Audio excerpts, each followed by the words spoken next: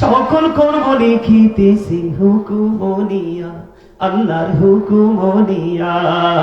40 কদম হাঁটিয়া আসবে রে সোজন, মুনকার নাকির হাজির হইবে রে তখন। ঘুমটা খুলিয়া সওয়াল ও ও মুসলিম ভাই, ঘুমটা খুলিয়া সওয়াল করিবেন তখন। 40 কদম হাঁটিয়া আসবে রে সোজন। বাস্তব না? কথা বলেন, এটা আপনার আমার জীবনে আসবে কিনা? অতীতে যারা চলে গেছে তারার জীবনে আসছিল কিনা? গেছে না? কত বড় জঘন্য কথা খেয়াল করছেন? আল্লাহ আল্লাহর বান্দার উপর জুলুম করে না, বান্দা নিজে নিজের উপর জুলুম করে। এরপর আল্লাহ বলেছেন আল্লাহু লা ইউহিব্বুজ জালিমিন, যারা অত্যাচারী আল্লাহ তাদেরকে ভালোবাসে না। আল্লাহ বলেছেন ওমালি জালিমিনা মিন আনসার, জালেমরা যখন বিপদে পড়ে, অত্যাচারীরা যখন বিপদে পড়ে, তারা কোনো সাহায্যকারী খুঁজে পায় না, তার কারণ আল্লাহ তাদের জন্য কোনো সাহায্যকারী রাখে না। এবার আসেন, জুলুমটা কিন্তু মূলত নিজেই নিজের উপর আমরা করছি, তাই না? আল্লাহ বলতেছে বান্দা একটু অ্যালার্ট হয়ে তোমরা কবরের দিকে পা দাও। তার কারণ কি? আল্লাহ বলেছেন ইন্না বাতুশা রাব্বিকা লাশাদীদ। আল্লাহ বলেছেন the sieging of Allah is difficult। আল্লাহর ধরা, আল্লাহর পাকড়াও বড় শক্ত, বড় কঠিন, শক্তভাবে ধরবে। আল্লাহ বলেছেন ইন্নাল্লাহা সারিউল হিসাব, আল্লাহ is quick to take account। আল্লাহ হিসাব গ্রহণে অত্যন্ত তৎপর, চুকি চুকি হিসাব নেবে। দুঃখজনক কথা কি জানেন? এই পৃথিবীতে চা দিয়ে, বিরিয়ানি দিয়ে, বিভিন্ন সিগারেট দিয়ে, বিভিন্ন ধরনের সুবিধা দিয়ে কিন্তু ন্যায়কে অন্যায় করা যায়, অন্যায়কে ন্যায় করা যায়। পক্ষকে বিপক্ষে রূপান্তরিত করা যায়, বিপক্ষকে পক্ষে আনা যায়, যায় কি যায় না? প্রতিকূলতাকে অনুকূলে, অনুকূল পরিবেশকে প্রতিকূল পরিবেশে নিয়ে যাওয়া যায় পৃথিবীর যেই কোনো কৌশল অবলম্বন করে। কিন্তু ওপারটা এতটা হার্ড হবে, ভেরি হার্ড। কেমন হবে জানেন? আল্লাহ বলেছেন লা ইয়ামুতু, people will not die that day. সেদিন মানুষ মরতে পারবে না। আল্লাহ বলেছেন ফিহা ওয়ালা ইয়াহইয়া, people will not be able to live that day। সেদিন মানুষ বাঁচতেও পারবে না। আল্লাহ বলেছেন ওমা হুম আনহাবি গায়িবিন, people will not be able to escape that day। সেদিন মানুষ সেখান থেকে পালাতেও পারবে না। উপায় আছে? আছে উপায়? কি করবেন সেদিন? এই পৃথিবীতে যেমন আপনার কোয়ালিটি, আপনার ওজন, আপনার পাওয়ার অনুযায়ী খাবার দাবার, বরণ পোষণ সবকিছু আমরা করি না? ওপারেও কিন্তু পৃথিবীর কর্ম অনুযায়ী আপনাকে সবকিছু বরাদ্দ দেওয়া হবে। যারা এই পরিবেশগুলোকে ভালোবেসে জীবনভর আলেমদের সাথে মধুর একটা বন্ধন তৈরি করে জীবনটাকে আপনার অতিবাহিত করতে পেরেছে, তাদের ঠিকানা হবে কোথায়? জান্নাতে। কোথায়? আল্লাহ বলবে ইউ গো টু প্যারাডাইস, যাও জান্নাতে চলে যাও, তোমার জন্য আগ্রহী আছে জান্নাত। কিন্তু যারা ওই পর্যন্ত যেতে পারবেন, আল্লাহ রাব্বুল আলামিনের কথা অনুযায়ী you have to go to hell, চলে যেতে হবে, মাস্ট বি জাহান্নামে। যারা জান্নাতে যাবে আপনারা জানেন যে সবাই, আপনারা জানেন যারা জান্নাতে যাবে হয়তোবা 3.5 হাত মাটির ঘরে শুয়ে আছে। হাদিস শরীফের মধ্যে এসেছে, রাসূল বলেছে জান্নাতীদের কবর দৈর্ঘ্যে এবং প্রস্থে 70 গুণ চওড়া হয়ে যাবে, প্রশস্ত হয়ে যাবে। এত আস্তে সুবহানাল্লাহ, আরে আর জোরে সুবহানাল্লাহ। Zika is the heart medicine, জিকির হলো হার্টের ওষুধ। হাদিস শরীফের মধ্যে এসেছে জিকির হলো জান্নাতের বাগানের মেহমানদের জন্য জান্নাতি খাবার। আপনার আজকে কেউ টুপি ছাড়া, কেউ পাঞ্জাবি ছাড়া, এক একজন এক এক মডেলে এসেছেন, কিন্তু এই মুহূর্তে আপনারা সবাই জান্নাতের মেহমান। দুনিয়ার বাজারে গেলে দুনিয়ার খাবার মিলে, রুহানিয়তের বাজারে আসলে রুহানিয়তের খাবার মিলে। আজকে আপনারা এসেছেন আত্মার জন্য বাজার করতে। এটা কিন্তু একটা কি মার্কেট, এখানে কিন্তু মার্কেটিং হচ্ছে, আপনারা মার্কেটিং করতে আসছেন। আমি হচ্ছে আপনাদের কাছে কি করব? সেন্ড করব, সাপ্লায়ার, আমি আপনাদেরকে সাপ্লাই দিব। আপনারা এখানে বাজার করতে এসেছেন, আপনি ডিসাইড করেন আপনি কিভাবে বাজারটা করবেন। পৃথিবীতে যেমন চা, কফি, বিস্কিট, কুরমা, পোলাও, কত ধরনের খাবার আছে না, এটা দেহের, তেমনি রুহেরও কিন্তু বিভিন্ন কোয়ালিটির খাবার আছে। সুবহানাল্লাহ, আলহামদুলিল্লাহ, লা ইলাহা ইল্লাল্লাহ, আল্লাহু আকবার। ভালো কাজে ডাকা, মন্দ কাজ থেকে মানুষকে বিরত রাখা, নামাজের জন্য দাঁড়িয়ে যাওয়া, হজের জন্য চলে যাওয়া, সবগুলো রুহের খাবার। সুবহানাল্লাহ বলেন না কেন? নবীজি বলেছেন, তোমরা যখন জান্নাতের বাগানে যাও তখন তোমরা ওখান থেকে কিছু ফল খেয়ে নিও। ইয়া রাসূলুল্লাহ, কি ফল খাবো? আমি এতক্ষণ যে ওয়ার্ডগুলো উচ্চারণ করেছি এগুলো আপনাদের জন্য, আমাদের জন্য আজকের জান্নাতের রুহানিয়াতের খাবার। এখানে যখন আপনি খাবার খেতে খেতে উপরে যাবেন, ফিউচারের যে ফার্স্ট স্টেজ, সেখানে যখন যাবেন, আল্লাহ রাব্বুল আলামিন বলেছেন ইনদা রাব্বিহিম ইউসাকুন, আল্লাহ বলেছেন দে রিসিভ ফ্রম আল্লাহ। আল্লাহ বলেছেন জান্নাতীদের জন্য আল্লাহর পক্ষ থেকে খাবার বরাদ্দ দিয়েছে, আর এটা জান্নাতীরা রিসিভ করবে, ভক্ষণ করবে। তারা খাবে, ঢেকুরের সাথে সাথে হজম হয়ে যাবে, কোন ধরনের মলমূত্র ত্যাগ করবে না। তাদের কোন ঢেকুরের সাথেই সবকিছু কি হয়ে যাবে, ফিনিশ হয়ে যাবে। জোরে জোরে কোন সুবহানাল্লাহ, আর জোরে বলেন সুবহানাল্লাহ। একটু আগে বলেছি মানুষ বাঁচতে চাইবে, মরতে চাইবে, পালাতে চাবে। আল্লাহ বলেছে ধরছি খুব শক্তভাবে। হুজুররা কত ওয়াজ করছে, ওদেরকে মূল্যায়ন করোনায় কইছো, আরে ওই অমুক পট্টির মুসির ছেলে আজকে এত বড় বক্তা হইছে। থিংকিংটা কিন্তু এই প্রজন্মের মানুষের ম্যাক্সিমামই এরকম। কিন্তু তুমি তার জন্ম কোথায় সেটা দেখার দরকার নাই, কোন বংশে সে এসছে সেটা তোমার দেখার বিষয় নয়। কারণ বংশ মর্যাদার চাইতে প্রতিভা অসংখ্য অগণিত গুণে দামি। প্রতিভার মালিক আল্লাহ সবাইকে করে, যাকে করে আপনাকে মনে করতে হবে he is very exclusive man. আপনাকে মনে করতে হবে। কথা বলেন না কেন? এই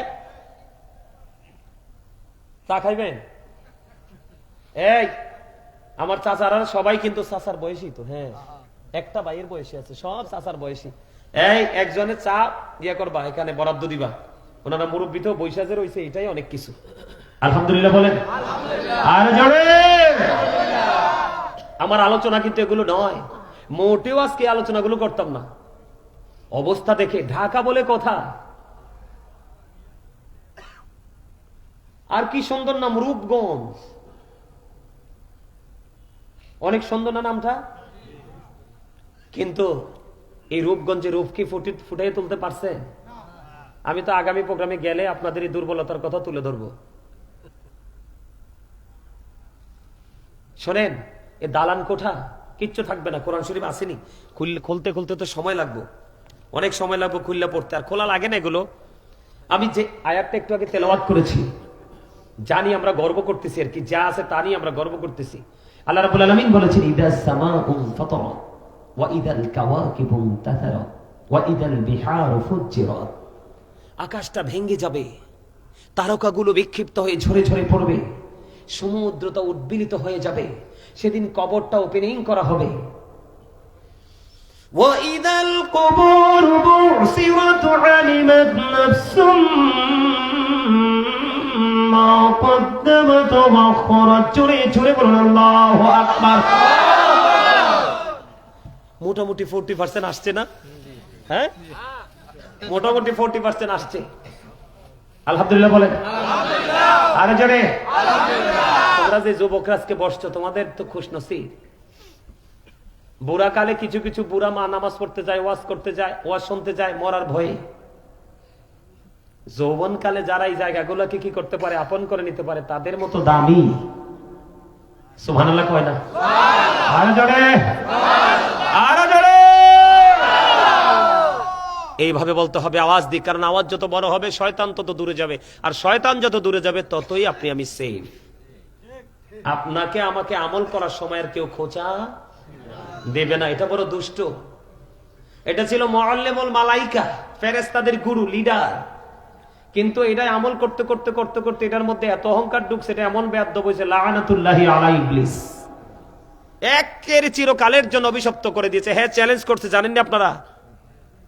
শয়তান কিন্তু আল্লাহকে চ্যালেঞ্জ করেছে, আমাদেরকে পথভ্রষ্ট করবে। আল্লাহ কয় আমিও চ্যালেঞ্জ করলাম, যা তোর পাওয়ার তোকে দিলাম, আর আমার মুমিন বান্দাদের পাওয়ার আমি মুমিন বান্দাদেরকে দিয়ে দিলাম।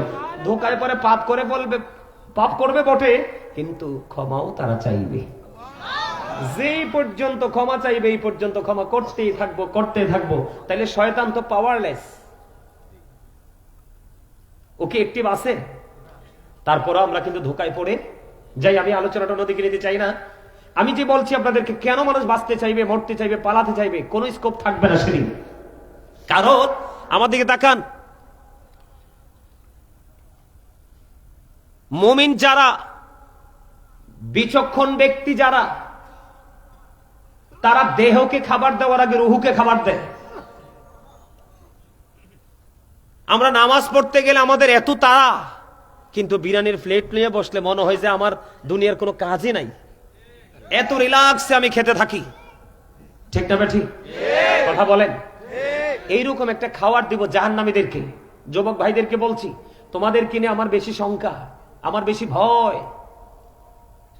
কারণ এই প্রজন্মের ম্যাক্সিমাম যুবক যুবতী পথভ্রষ্ট, নষ্ট, দুষ্ট। কেন?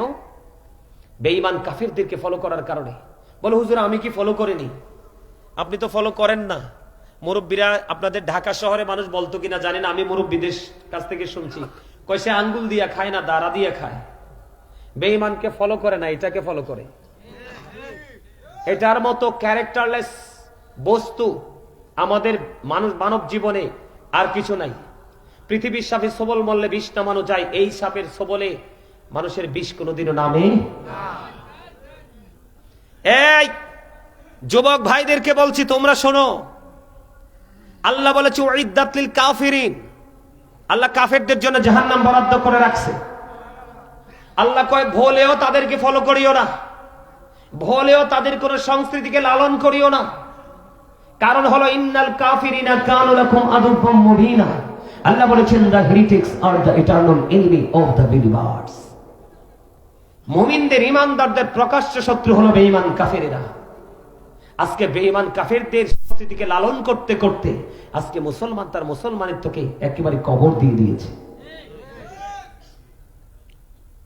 জাহান্নামীরা যখন জাহান্নামে যাবে, তাদের পেটে খিদা লাগবে। কি লাগবে? তাদেরকে খাবার দেওয়া হবে, একটা খাবারের নাম হলো জাক্কুম। কোরআনে এসেছে। বর্তমানে যদি আপনাদের এই মাঠ, এই জায়গাটা, মাঠটার নাম কি? বিংরাবো জামে মসজিদ মাঠ। এই মাঠে যদি এই মুহূর্তে একটা ফোঁটা জাক্কুম পড়ে, গোটা পৃথিবীর মাঠ তাৎক্ষণিকভাবে বিষাক্ত হয়ে যাবে। কিয়ামত পর্যন্ত পৃথিবীতে কোন ডাক্তার কবিরাজ কখনোই সয়েল টেস্ট করে এটাকে বিষাক্ত মুক্ত করতে পারবে না। এই খাবারটা জাহান্নামীরা কন্টিনিউয়াসলি ভক্ষণ করতে থাকবে। এটা কোরআনের কথা। হাদিস শরীফের দিকে ঢুকলাম, আরো ভয়ঙ্কর খবর। আজকে একটা দুর্গন্ধ আমরা সহ্য করতে পারি না। জাস্ট একটা কাপড় যদি আজকে ঘামছে, আগামী দিন যদি ওয়াশ না করা হয়, এটার গন্ধটা আমরা সহ্য করতে পারি না। কিন্তু হাদিস শরীফের মধ্যে এসছে, পাপ যারা করেছো, হিসাব করেছো, পাপীদের জন্য, পাপীদের জন্য হাদিস শরীফের মধ্যে আসছে একটা খাবার বরাদ্দ। এই খাবারটার নাম হলো তিনাতুল খাবার। খেয়াল করেন, নাম কি? তিনাতুল খাবার। ইয়া রাসূলুল্লাহ, ইয়া হাবিবাল্লাহ, নবী গো, ও প্রাণের নবী, এই তিনাতুল খাবারটা কি? ইয়া রাসূলুল্লাহ, ইয়া হাবিবাল্লাহ, নবী গো, জানতে বড় মনে চায় গো, এই তিনাতুল খাবারটা কি? আমার নবীজি বলছে, শোনো শোনো গো, এই তিনাতুল খাবারটা হলো আরেকটা জাহান্নামীর নিংড়ানো রক্ত, পুজ অথবা ঘাম। ওমা নাউজুবিল্লাহ বললেন না? আরে আওয়াজ তোলে বলেন না নাউজুবিল্লাহ। নাউজুবিল্লাহর মানি বুঝেন না, এই জন্য বলেন না। নাউজুবিল্লাহ বলার মানে হলো এই যে নোংরা জিনিসটা থেকে আল্লাহ আমাকে কি রাখো, দূরে রাখো। আমি এটা কি করি না, কি করব না, আমি এটা খেতে পারবো না, আমি এটা খেতে চাই না, ওই লেভেলে আমাকে তুমি নিও না। কথা বলেন, বুঝতে পারছেন? তিনাতুল খাবার, এই তিনাতুল খাবার একজন পাপীকে বন্ধু কন্টিনিউ খেতে দেওয়া হবে রে। ওই যে বলেছি, তুমি বাঁচতেও পারবা না, মরতে পারবা না, পালাইতেও পারবে না। আল্লাহ বলেছে, ইন্না বাতশা রাব্বিকা লাশাদীদ, আল্লাহর পাকড়াও বড় শক্ত, বড় কঠিন। এবার আসো যুবক, ও বিংরাবো গ্রামের আমার ভাই, আমার বাবারা, মা, আমার বোনেরা, সবাইকে ডেকে ডেকে বলছি, আজকে ঘুমায় না, একটু ধৈর্য ধরে আলোচনা শোনো। আশা করি তোমার মানসিকতা আর একটু হলেও পরিবর্তন আসবে, মানিক যদি চায়। পৃথিবীর মানুষ পানির তৃষ্ণা লাগলে সহ্য করতে পারে না, কিন্তু ওপারেও মানুষের পানির তৃষ্ণা লাগবে রে। মানুষের পানির যখন তৃষ্ণা লাগবে, মানুষ চিৎকার করবে, হাহাকার করবে, কাঁদবে রে বন্ধু। কি করব সেদিন? আমার নবীজি জানিয়ে দিয়েছে, ওই মানুষগুলোর জন্য এত উত্তপ্ত গরম পানি বরাদ্দ করা আছে। এই গরম পানিটা মাথায় ঢালতে দেরি রে ও বন্ধু, এটা পেটের মধ্যে প্রবেশ করবে, পেটের মধ্যে ঢুকতে দেরি। 2 রানের মধ্যখান দিয়ে ওই জুসের মতো অথবা পায়েসের মতো একবারে লিকুইড রান্না হয় কি হয় না? এই যে জুসের মতো 2 রানের মধ্যখান দিয়ে ভিতর থেকে গরম পানির তাপে সবগুলো বের হতে থাকবে রে। চিৎকার, কান্না, হাহাকার কে শুনবে রে? আমার আল্লাহ কিন্তু আগেই তোমাদেরকে এলাট করেছে, ওয়ামানিজ জালিমিনা মিন আনসার। জালেমরা যখন বিপদে পড়বে রে, আমার আল্লাহ জালেমদের জন্য কোনো সাহায্যকারী রাখেনি। ও বিংরাপুর মানুষ, ও আমার বন্ধু রূপগঞ্জের ভাই রে, ও আমার বাবা গো, মা বোনদেরকে রেখে রেখে বলছি গো, হৃদয়ের জানালা খুলে তোমরা শোনো। শুধু এখানেই ক্ষান্ত নয় রে, হযরত আবু হুরায়রা রাদিয়াল্লাহু তাআলা আনহু থেকে হাদিস খানা বর্ণিত, আপনার আমার প্রাণের নবী তিনি জানিয়ে দিয়েছে, জাহান্নামের আগুনটাকে আল্লাহ 1000 বছর তাপ দিয়েছে, আগুনের রং হয়ে গেছে লাল। আরো 1000 বছর তাপ দিয়েছে, রং হয়ে গেছে বন্ধু সাদা। আরো 1000 বছর তাপ দিয়েছে, রং হয়ে গেছে বন্ধু কালো। এই 3000 বছর আগুনটাকে উত্তপ্ত করে পাপীদের জন্য বরাদ্দ করে রেখেছে। কেমন করে সইব রে? ফুলচেরাতের পোলটা বন্ধ 30,000 বছরের রাস্তা হবে। প্রত্যেকটা মানুষের কবর থেকে হাসুরের ময়দান 50,000 বছরের রাস্তা হবে রে। সেদিন তোমার কোনো উপায় খুঁজে পাবা না। চিৎকার, কান্না, আকাশ বাতাস ভারী হয়ে যাবে রে। ও বন্ধু, তোমার ডাক কেউ সেদিন শুনবে না, কারণ আল্লাহ রাব্বুল আলামিন এমন একটা কোরআন তোমার আমাকে দিয়েছে। আল্লাহ রাব্বুল আলামিন বলে দিয়েছে, Allah is all in all, follow his law and light for eternal success. Allah বলে দিয়েছে তোমাদের জন্য আমি 2টো অপশন দিয়েছি, একটা হলো ল, আরেকটা হলো লাইট। একটা হলো আল্লাহ, আরেকটা হলো আল্লাহর হাবিব। একটা হলো কোরআন, আর একটা হলো হাদিস। এই দুটোকে তোমরা ফলো করো, তোমরা চিরস্থায়ী সফলতা অর্জন করবে। জোরে জোরে বলেন না সুবহানাল্লাহ, আরো জোরে বলেন না সুবহানাল্লাহ। বন্ধু, তুমি শুধু আল্লাহওয়ালা হয়ে যাও, আল্লাহ নবীর প্রেমে পড়ে জীবন যাপন করো, তুমি দেখবা গোটা পৃথিবী তোমার গোলামি করবে, কাউকে তোমার কাছে ডেকে আনতে হবে না। এই ভয়ঙ্করতা থেকে বাঁচতে হলে বন্ধু আপনাকে আমাকে একটা কাজ করতে হবে, একদম সহজ। সে সহজ কাজটা কি বলবো? আজকে যে আলোচনাটা আমি মূল যে আলোচনাটা নিয়ে এসেছি আপনাদের জন্য বন্ধু, আমার আলোচনাটা হলো, আমি ছোট্ট একটা আয়াত তেলাওয়াত করেছি, ওয়া আরসালনাকা ইল্লা রাহমাতাল লিল আলামিন।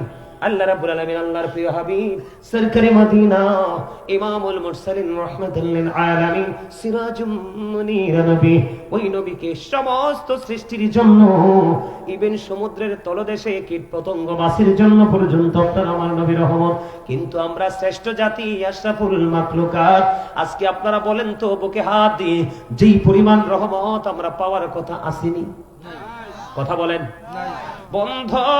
একটা মানুষ আজকে আসার সময় খবর পায় না, আমার কুমিল্লা শহরে যে মাদ্রাসাটা আছে, মাদ্রাসার প্রধান শিক্ষক, উনি যে মাদ্রাসায়, যেই মসজিদের খতিব, আমাদের কুমিল্লা সিটির এক মসজিদের খতিব, আজকে আসার সময় শুনলাম ওই খতিব সাহেবের বয়স, খতিব সাহেবের মসজিদের সেক্রেটারির বয়স মাত্র হলো, না জানি কেশিয়ার মোশরেক মনে নাই, মাত্র 38 বছর। গতকালকে পৃথিবী ছেড়ে চলে গেছে,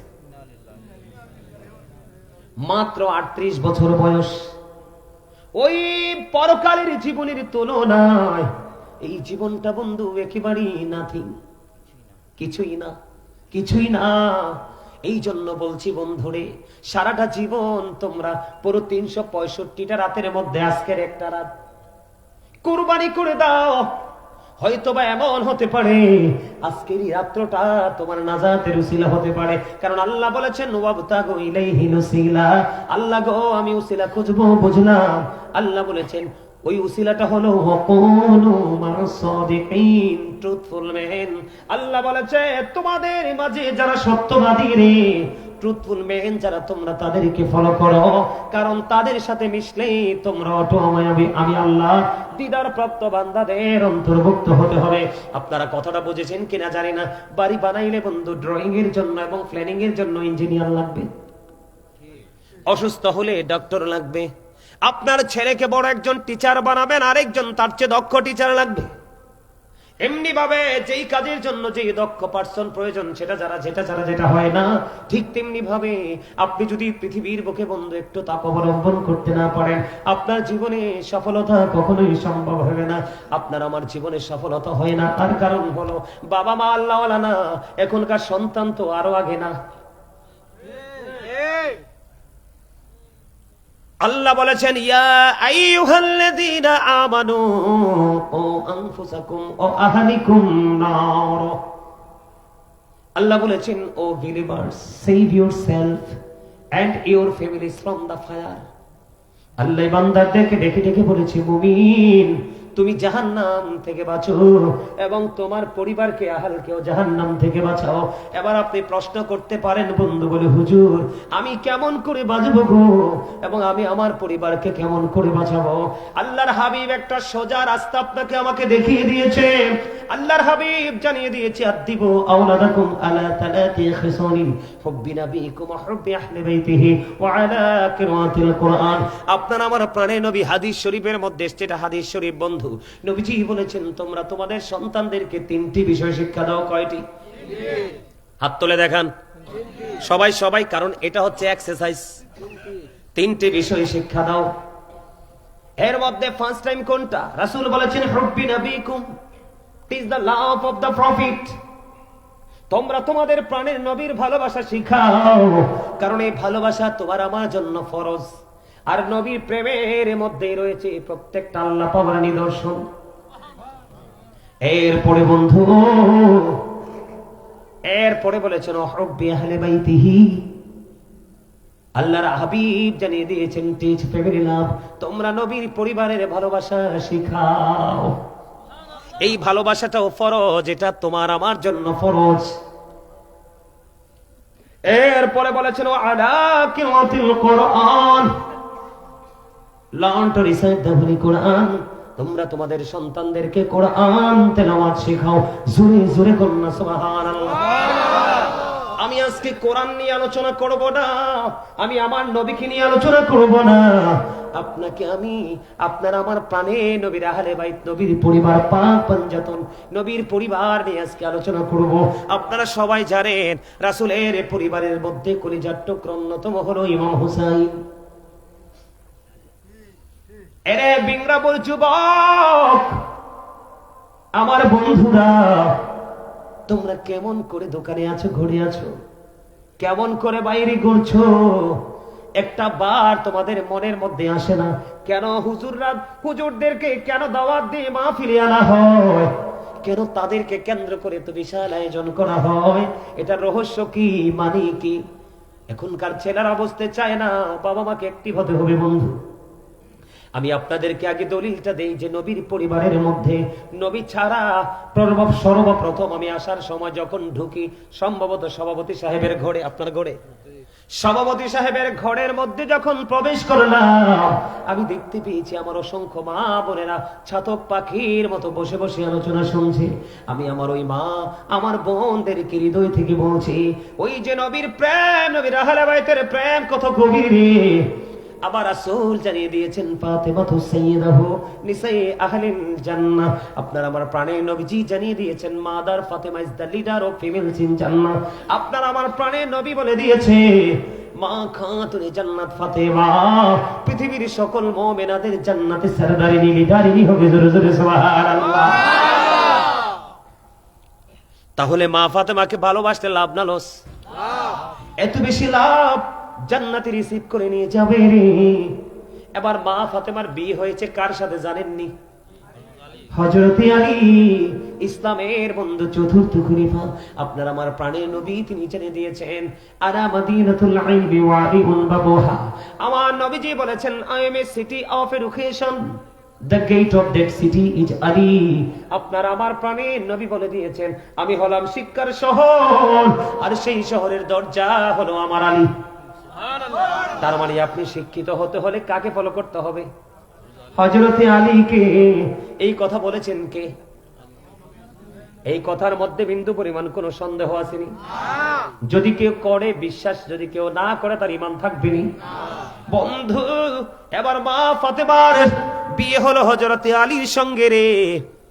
তাদের বিয়ের মাধ্যমে আল্লাহ রাব্বুল আলামিন তাদেরকে দিয়েছেন দুইটা কলিজার টুকরা। কি? ইমাম হাসান, ইমাম হুসাইন রাদিয়াল্লাহু তাআলা আনহু।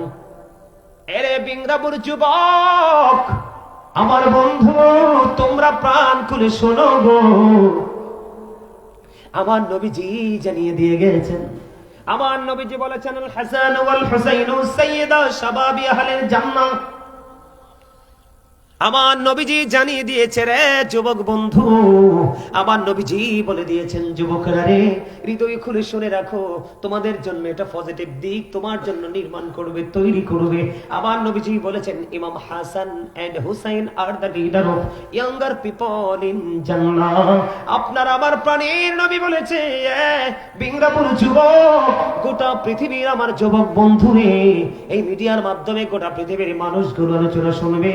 আমি তোমাদেরকে পায়ে ধরে বলবো, রাসূল এবং রাসূলের আহলে বাইতকে ভালোবাসো রে, তোমার জীবনকে বদলে দেওয়ার জন্য আর কোনো কিছুর প্রয়োজন হবে না।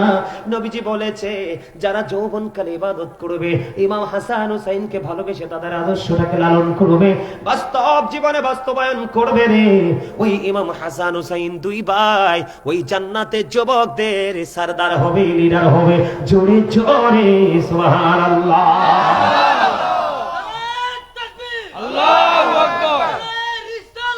Ya Rasulullah, Ya Ali, Ya Kausar Jumdastan, Jindabad, Jindabad.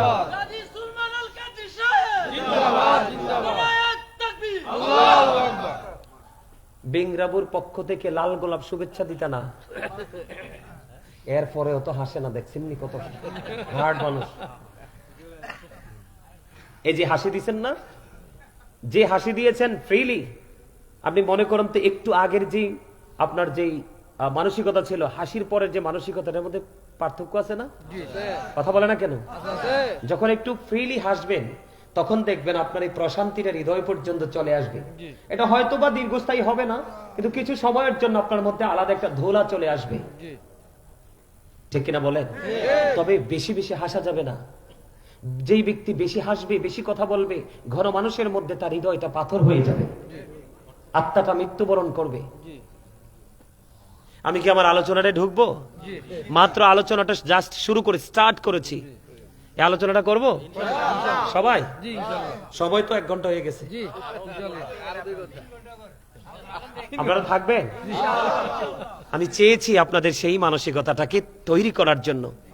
আল্লাহ জি না, আধা ঘন্টা লাগছে না তো, সমান বরাবর 1 ঘন্টা 5 মিনিট লাগছে। আমি তো ঘড়ি ধরে আলোচনা শুরু করলাম, কিন্তু আমি মনে করি কি আমার এই কথাগুলো কি আপনাদের হৃদয় রাজ্য পর্যন্ত কি টাচ করে নাই? যে কথাগুলো বলছি, আপনি 1000টা, আমি অহংকার করে প্রাউড ফিল করছি না, আপনি 1000টা প্রোগ্রাম ঘুরে 1000টা প্রোগ্রাম ঘোরার পর আপনি তথ্যগুলো পাবেন না। কেন জানেন? আমি কাউকে মেইন করে বলছি না, আমাদের বর্তমান যে অবস্থা দাঁড়াইছে, আমাদের যে বক্তারা, ওদের একটা মিশন থাকে। আমাকে 1.5 ঘন্টা সময় দেওয়া হয়েছে, যেই কোনো ভাবে আমি টাইমটা পাস করব। জনগণ কি নিবে বা তাদেরকে কি দিতে পারবো সেই মেন্টালিটি কিন্তু তাদের মধ্যে কি। এখন দেখবেন বর্তমান, আমি আমার যুবক ভাইদেরকে বলছি, তোমরা, আমি যদি ভুল বলি তোমরা আমাকে বলবা, আমি কিন্তু অতটা অনলাইনে থাকি না, তোমরা এই সব নিয়ে ঘাটাঘাটি করো। তোমরা বলো তো, যেই বক্তাটা বিতর্কিত বক্তব্য দেয়, রোমান্টিক বক্তব্য দেয়, এই বক্তাটার কাছে কি মানুষের কমতি আছে? কিন্তু ওখানে তো হেদায়েত নাই, মানুষ আছে, কিন্তু এখানে মানুষ কম, হেদায়েত। আপনাদের যে মনোযোগ, আপনাদের যে চোখের দৃষ্টি, প্রথম ছিল এলোমেলো, এখন মনে হচ্ছে যেন ওই যে ছাতক পাখির দৃষ্টির মতো। আল্লাহ কবুল করে নিন, জোরে বলেন আমিন। বাকি জীবনটা পৃথিবীর যা মন চায় আপনি করেন, আল্লাহ আপনাকে শুধু নির্দিষ্ট কিছু সময় বরাদ্দ দিয়েছে, বেঁধে দিয়েছে, এই সময়টা তোমরা একটু আমাকে ডাকো, আর বাকি সময়টা আমি তোমাদের জন্য ওপেনিং করে দিয়েছি, ইচ্ছে মতো ঘোরো, তবে শরীয়ত বিরোধী কোনো কাজ করো না। আপনার দুনিয়াও হলো। আজকে যারা এখানে যারা বসেছে, বিশেষ করে মুরব্বী বাবাদেরকে বলছেন, আপনাদের অন্তর এমনিতেই প্রেম ভালোবাসা ভর্তি আছে। যুবক ভাইরা যারা আজকে এখানে বসেছে, তারা সত্যিকার অর্থে আমি যদি বলি, you are very clever, very intelligent. কেন? যারা দুনিয়ার সময় দুনিয়াকে ইউজ করে, আখেরাতের বাজার করার সময় আখেরাতের বাজারটা করে। আল্লাহ রাসূল বলেছেন, তাদের মতো বুদ্ধিমান, তাদের মতো বিচক্ষণ ব্যক্তি আর কেউ হতে পারে না। আল্লাহ আমাদের সবাইকে কোরআন হাদিসের দৃষ্টিতে যাদেরকে অনেক বেশি ক্লেভার, অনেক বেশি চালাক মনে হয়, আমরা যেন ওই রাস্তাটা ধরে হাঁটতে পারি। আল্লাহ যেন সেই তৌফিক দেয়। সকলে বলুন আমিন। আর জোরে বলুন আমিন। আরেকটু জোরে বলুন আমিন। এবার মনে হয় না যে বাগানটা একটু মুখরিত? এরকম মনে হয় না? আলহামদুলিল্লাহ বলেন। আরো জোরে আলহামদুলিল্লাহ বেশি বেশি বলবেন। মুসা নবীর জামানায় বৃষ্টি বন্ধ হয়ে গেছে, সৃষ্টি গাছপালা মৃত্যু সজ্জায়। একদিন এক পাখি আসছে, আয়েশা মুসা কালিমুল্লাহকে বলে, নবী গো, আপনি না আল্লাহর সাথে কথা কোন, আপনি একটু আল্লাহরে জিজ্ঞেস করেন না বৃষ্টি দিবে কিনা। তো মুসা কালিমুল্লাহ আল্লাহর সাথে কথা বললো, আল্লাহ স্ট্রেট ফরওয়ার্ড ভাবে বলে দিছে তিনি বৃষ্টি দিবেন না। তো বৃষ্টি দিবে না এই কথাটা শোনার পরে যে পাখি প্রশ্নটা জানতে গেছিল, ওই পাখি জোরে আলহামদুলিল্লাহ বলছে। আলহামদুলিল্লাহ বলতে দেরি, বৃষ্টি আসতে দেরি হয় নাই, মনে হয় যে পানির পোয়ারা নেমে গেছে। জোরে জোরে কন্যা সুবহানাল্লাহ। নবী গো, আপনি না কইলেন বৃষ্টি হবে না, বৃষ্টি শুরু হয়ে গেছে, আসলে সমস্যা কই? মুসা নবী মানে একটু আশ্চর্য হয়ে গেল, ব্যাপারটা কি? আসলে তো আল্লাহ বলছে বৃষ্টি হবে না। মুসা কালিমুল্লাহ আল্লাহকে জিজ্ঞেস করলো, আল্লাহ গো, তুমি না কইছো বৃষ্টি দিবা না, পাখির কাছে তো ধরা খেয়ে গেল। আল্লাহ কয়, মুসা রে, ধরা পড়নি। মুসা, পৃথিবী মৃত্যু সজ্জায়, বৃক্ষগুলো মৃত্যু সজ্জায়, ছোট্ট একটু অবলা পাখি তোমার কাছে জানতে চাইলো, তুমি যখন বললা না না, সে ফ্রি মনে, হাসি খুশি মনে আমার এই সিদ্ধান্তকে মেনে নিয়ে আলহামদুলিল্লাহ বলেছে। আর এই আলহামদুলিল্লাহ বলার কারণে আমি আল্লাহ এত খুশি হয়েছি, মেঘ খণ্ডকে একটা ডাক দিয়ে বলেছে, মেঘ রে, পৃথিবীতে বৃষ্টি হয়ে যা, পুরো ইতিহাস সৃষ্টি করে দিয়ে আয়। বন্ধুরে আমার, আলোচনা আমার সেই দিকে আমি আপনাদেরকে বলতে চাই, তিনটা অপশন দিয়েছে রাসূল, তুমি তোমার সন্তানকে তিনটি শিক্ষা দাও। এর মধ্যে আমি মুক্তাসার ভাবে তিনটা হাদিস আপনাদেরকে শোনালাম, আলী সম্পর্কে, মা ফাতেমা সম্পর্কে, এবং বাবা ইমাম হাসান হুসাইন সম্পর্কে। আলীর কাছে গেলে বন্ধু, আলীকে ফলো করলে শিক্ষিত হওয়া যাবে। কথা খেয়াল করবেন, হযরত আলীকে ফলো করলে শিক্ষিত হওয়া যাবে, জ্ঞানী হওয়া যাবে। মা ফাতেমাকে ফলো করলে নারীরা শিক্ষিত হয়ে যেতে পারবে, আর ইমাম হাসান হুসাইনকে ফলো করলে যুবকরা বন্ধু শিক্ষিত হয়ে যেতে পারবে। এদিক দিয়ে বাবা মা সন্তান উভয় শিক্ষিত হতে পারবে। ওই নবীর আহলে বাইত থেকে জোরে জোরে কন্যা সুবহানাল্লাহ। জায়গাটা অত্যন্ত মজার কিনা? আমার কাছে মনে হয় ভেরি সুইট। কথা বলেন না কেন বন্ধু? এবার আসেন, সেই ইমাম হুসাইন 61 হিজরিতে কারবালার ময়দানে তিনি বদ্ধ শাহাদাত বরণ করেছে, নির্মম ভাবে শহীদ হয়েছে রে। ও বন্ধু, যে ইতিহাস এখনো পর্যন্ত কারবালা মুহররমের মাস আসলে মুমিনদেরকে এখনো কাঁদায়। আমি কারবালার মর্মান্তিক যে জায়গাটা, সেই জায়গাটা নিয়ে আগে আলোচনা করব, পরে আলোচনা করব। তার আগে ইমাম হুসাইনকে, ইমাম হাসান রাদিয়াল্লাহু তাআলা আনহুকে আমার আল্লাহ কত বেশি ভালোবাসেন, এটা আমি একটু আগে আপনাদেরকে বলবো। তার আগে বন্ধু ছোট্ট একটা এক্সাম্পল দিব যুবক ভাইদেরকে। ইমাম হুসাইনের চরিত্র কেমন, ইমাম হাসান রাদিয়াল্লাহু তাআলা আনহুর চরিত্র কেমন, আর এই প্রজন্মের যুবক যুবতীদের চরিত্র কেমন। বন্ধুরে আমার, একদিন ইমাম হাসান হুসাইন দুই ভাই সফরে বের হলো। সফরে যখন বের হওয়ার পরে আবার নজর দিয়ে চাইয়া দেখলেন দাড়ি পাকে একজন মুরব্বী বৃদ্ধ দাদু, তিনি ওযু বানাইতেছে। কে বানাইতেছে?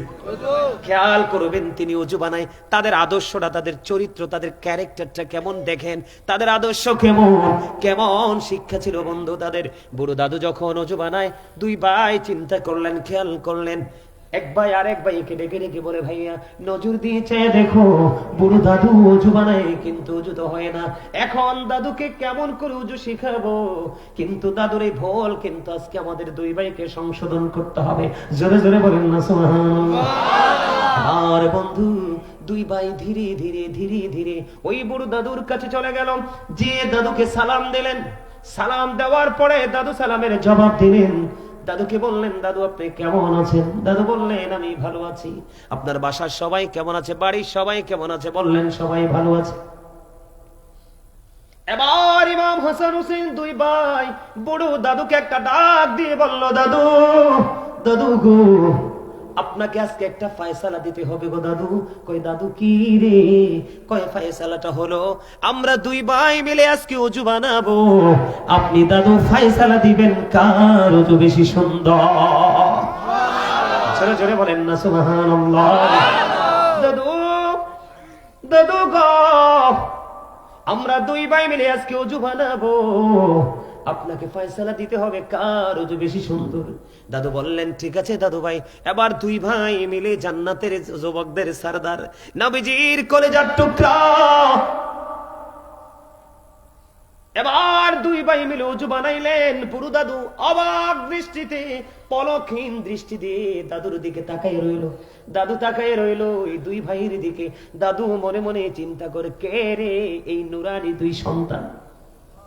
তাদের চেহারা এত নুরানি, তাদের আচরণ এত মিষ্টি, তাদের বডি ল্যাঙ্গুয়েজ এত সুন্দর, কে রে তারা? কি তাদের বংশ পরিচয়? এবার দুই ভাই মিলে অজু বানাইলেন। অজু বন্ধু ধীরে ধীরে ধীরে ধীরে আস্তে আস্তে কমপ্লিট করলেন। এখনকার আমাদের যুবকেরা অজু যখন করতে যায় দেখবেন প্রস্রাব করার পরে ভালো করে পবিত্র হয় না। অজু যখন করে অজুটা হয়েছে কিনা সেটাও তারা কি করতে পারে না। ধীরে ধীরে দুই ভাই মিলে অজু বানাইয়া দাদুকে ডাক দিলেন, দাদুকে বলে দাও কার অজুটা বেশি সুন্দর হয়েছে। এবার বন্ধু ওই বুড়ো দাদু ডাক দিয়ে বলে, কে রে তোমরা? এত সুন্দর তোমাদের অজু, কে শিখিয়েছে তোমাদেরকে এই অজু? তোমাদের বংশ পরিচয় কে রে? এবার ইমাম হাসান হুসাইন দুই ভাই ডাক দিয়ে বললেন, দাদু, দাদু গো, আমরা পৃথিবীর কোন সাধারণ মানুষ নয়। আপনার নবী রাহমাতাল লিল আলামিন, আল্লাহর প্রিয় হাবিব, যার নাম আল্লাহ রেখেছেন হাবিবুল্লাহ, ওই নবী মুহাম্মদুর রাসূলুল্লাহ সাল্লাল্লাহু আলাইহি ওয়াসাল্লাম কলিজার টুকরা ফাতেমা, ওই ফাতেমার কলিজার টুকরা আমরা দুই হাসান হুসাইন দুই ভাই। জোরে জোরে বলুন না সুবহানাল্লাহ। এবার ওই বুড়ো দাদু একটা ডাক দিয়ে বললেন, দাদু গো, তোমরা দুই ভাই রোজুটাই হয়েছে সুন্দর, আমি দাদু রোজুটাই হয় নাই। জোরে জোরে কন্যা সুবহানাল্লাহ। আমরা যদি কেউ একটা এক্সাম্পল দিলাম, আমরা যদি কেউ অন্যায় করে তাকে আগে ধাক্কা মারি, তাকে অ্যাঙ্কার করি, তাকে যতটুকু ছোট করা যায়, তাকে যতটুকু ইনসাল্ট করা যায়, আমরা সেইটুকু চিন্তা করি। আর নবীজির কলিজার টুকরা ওই ইমাম হাসান হুসাইন দুই ভাইয়ের দিকে নজর দিয়ে দেখেন, বন্ধু ভুল হয়েছে, দাদুকে ভুল বললে কষ্ট হবে, মুরব্বী মানুষ কষ্ট পাবে। কষ্ট দেয়নি, দাদুকে পরীক্ষার মধ্যে ফালাই দিলেন। কৌশল করে বন্ধু দাদুর মধ্যে কি শিখিয়ে দিলেন? অজু শিখিয়ে দিলেন। ঠিক তেমনি ভাবে 61 হিজরিতে পৃথিবীর মানুষকে সত্যের পক্ষে কেমন করে লড়াই করতে হয়, সত্যকে প্রতিষ্ঠিত করার জন্য কেমন করে লড়াই করতে হয়, কেমন করে বন্ধু যুদ্ধ করতে হয়, এই শিক্ষাটা ওই কারবালার ময়দান থেকে আপনাকে আমাকে দিয়ে গেছে। আপনারা মনে রাখবেন, সত্যবাদী জেন্টাল বন্ধুরে আমার, ওই মানুষগুলো যদি সংখ্যায় যদি অল্প হয়, আর মিথ্যাবাদী বেঈমান কাফের মুশরিক মুনাফিক যদি অসংখ্য হয়, মুষ্টিময় কিছু লোকের কাছেই তারা হেরে যাবে। আপনারা আমরা দেখবো কিনা জানি না বন্ধু, বেঈমান কাফের এবং মুসলমানদের বড় যুদ্ধ হবে। এই যুদ্ধ অনুষ্ঠিত হবে বন্ধু ভারতে। এই যুদ্ধের সম্ভাবনা আমরা দেখতে পাই। যুবক, কচু গাছ যেমনি বড় কাটে, বেঈমানেরা মুসলমানকে এমনি ভাবে কাটবে রে। এখনো সময় আছে, আলেমদের সাথে প্রেমের ডুরি লাগাও, তাদের কাছ থেকে কৌশল জানো, আল্লাহ রহমত কেমন করে পাওয়া যাবে সেই প্রত্যাশা করো, নয়তো বেঈমান কাফের সবল থেকে বাঁচতে পারবা না বন্ধু। সর্বশেষে মুসলমানরাই বিজয়ী হবে। বলুন না সুবহানাল্লাহ। ইমাম হাসান হুসাইন একদিন আপনার আমার প্রাণের নবীর বন্ধু ইমাম হুসাইন নবীজির কাঁধে উঠলেন। খেয়াল করবেন বন্ধু, আমি কি বুঝাইতে চাই। নবীজির কাঁধে উঠলেন, নবীজিকে ডেকে ডেকে বলে, নানা নানা গো, তুমি আজকে হবে ঘোড়া আর আমি হব সেই ঘোড়ার সওয়ার। জোরে জোরে করতে সুবহানাল্লাহ। আমার প্রাণের নবীকে ঘোড়া বানাইলেন। নবীজির কলিজার টুকরা ইমাম হুসাইন নবীজির কাঁধে উঠলেন। উঠে আবার নানাকে ডেকে ডেকে বলে, নানা নানা গো, বলে দাও না কে বড়, তুমি বড় নাকি আমি বড়? এবার আমার নবীজি একটা ডাক দিয়ে বললেন, নানা গো, এই উত্তরটা আমি দিব না, এই উত্তরটা তুমি দিয়ে দাও। এবার ইমাম হুসাইন একটা ডাক দিয়ে বললেন, নানা নানা গো, তুমি হৃদয় খুলে শোনো গো নানা, আমার কাছে মনে হয় তোমার চাইতে আমি দামি। নানা নানা গো, তোমার চাইতে আমি দামি। নবীজি ইমাম হুসাইনের বিচক্ষণতা দেখে আশ্চর্য হয়ে গেলেন। এই ছোট্ট বাচ্চা কেমন করে কনফিডেন্সলি সে আনসারটা দিয়ে দিল, উত্তর দিয়ে দিল। এবার নবীজি ডেকে ডেকে বললেন, নানা তুমি একটু ব্যাখ্যা করে একটু এক্সপ্লেইন করো, তুমি কেমন করে আমার চাইতে বড়, আমার চাইতে দামি।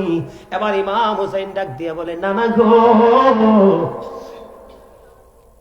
আমার মা জান্নাতের সরদারিনী ফাতেমা, তোমার মা তো আমার মায়ের মতো না। জোরে জোরে বলেন না সুবহানাল্লাহ।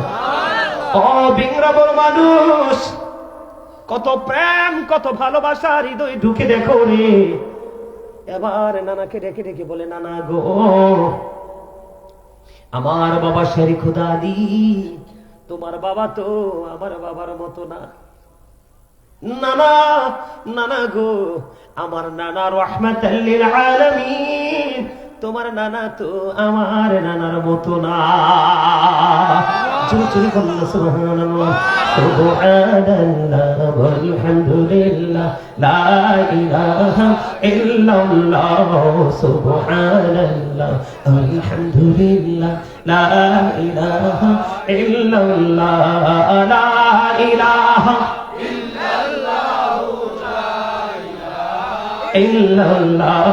নবী আমার নূরের ফুতুল, জগৎ করলেন উজালা। নবী আমার নূরের ফুতুল, জগৎ করলেন উজালা। রোজ হাসরে করবেন তিনি উম্মতের ফায়সালা। সুবহানাল্লাহ আলহামদুলিল্লাহ লা ইলাহা সুবহানাল্লাহ আলহামদুলিল্লাহ মহব্বতে লা ইলাহা ইল্লাল্লাহ লা ইলাহা আরশ কুরসি লৌহ কলম সৃষ্টি যাহর ওসিলা। আরশ কুরসি লৌহ কলম সৃষ্টি যাহর ওসিলা। নিজে আল্লাহ খুশি হইয়া নাম রাখিলেন হাবিবুল্লাহ। সুবহানাল্লাহ আলহামদুলিল্লাহ লা ইলাহা ইল্লাল্লাহ। সুবহানাল্লাহ ওয়ালহামদুলিল্লাহ লা ইলাহা ইল্লাল্লাহ। লা ইলাহা ইল্লাল্লাহ লা ইলাহা নামের সাথী নাম মিশাইয়া যারে আল্লাহ পাঠাইলা। নামের সাথী নাম মিশাইয়া যারে আল্লাহ পাঠাইলা। নিজে আল্লাহ দোস্ত বলে তাহার প্রেমে মজিলা। সুবহানাল্লাহ আলহামদুলিল্লাহ লা ইলাহা ইল্লাল্লাহ। সুবহানাল্লাহ আলহামদুলিল্লাহ লা ইলাহা ইল্লাল্লাহ। লা ইলাহা ইল্লাল্লাহ লা ইলাহা ইল্লাল্লাহ। শাহাদাতের বাণী ঠোঁটে আসিলেন কামনে বলা শাহাদাতের বাণী ঠোঁটে আসিলেন কামনে বলা মক্কাতে ফুটিল রবি নূরে মিন্ন রে আলা সুবহানাল্লাহ আলহামদুলিল্লাহ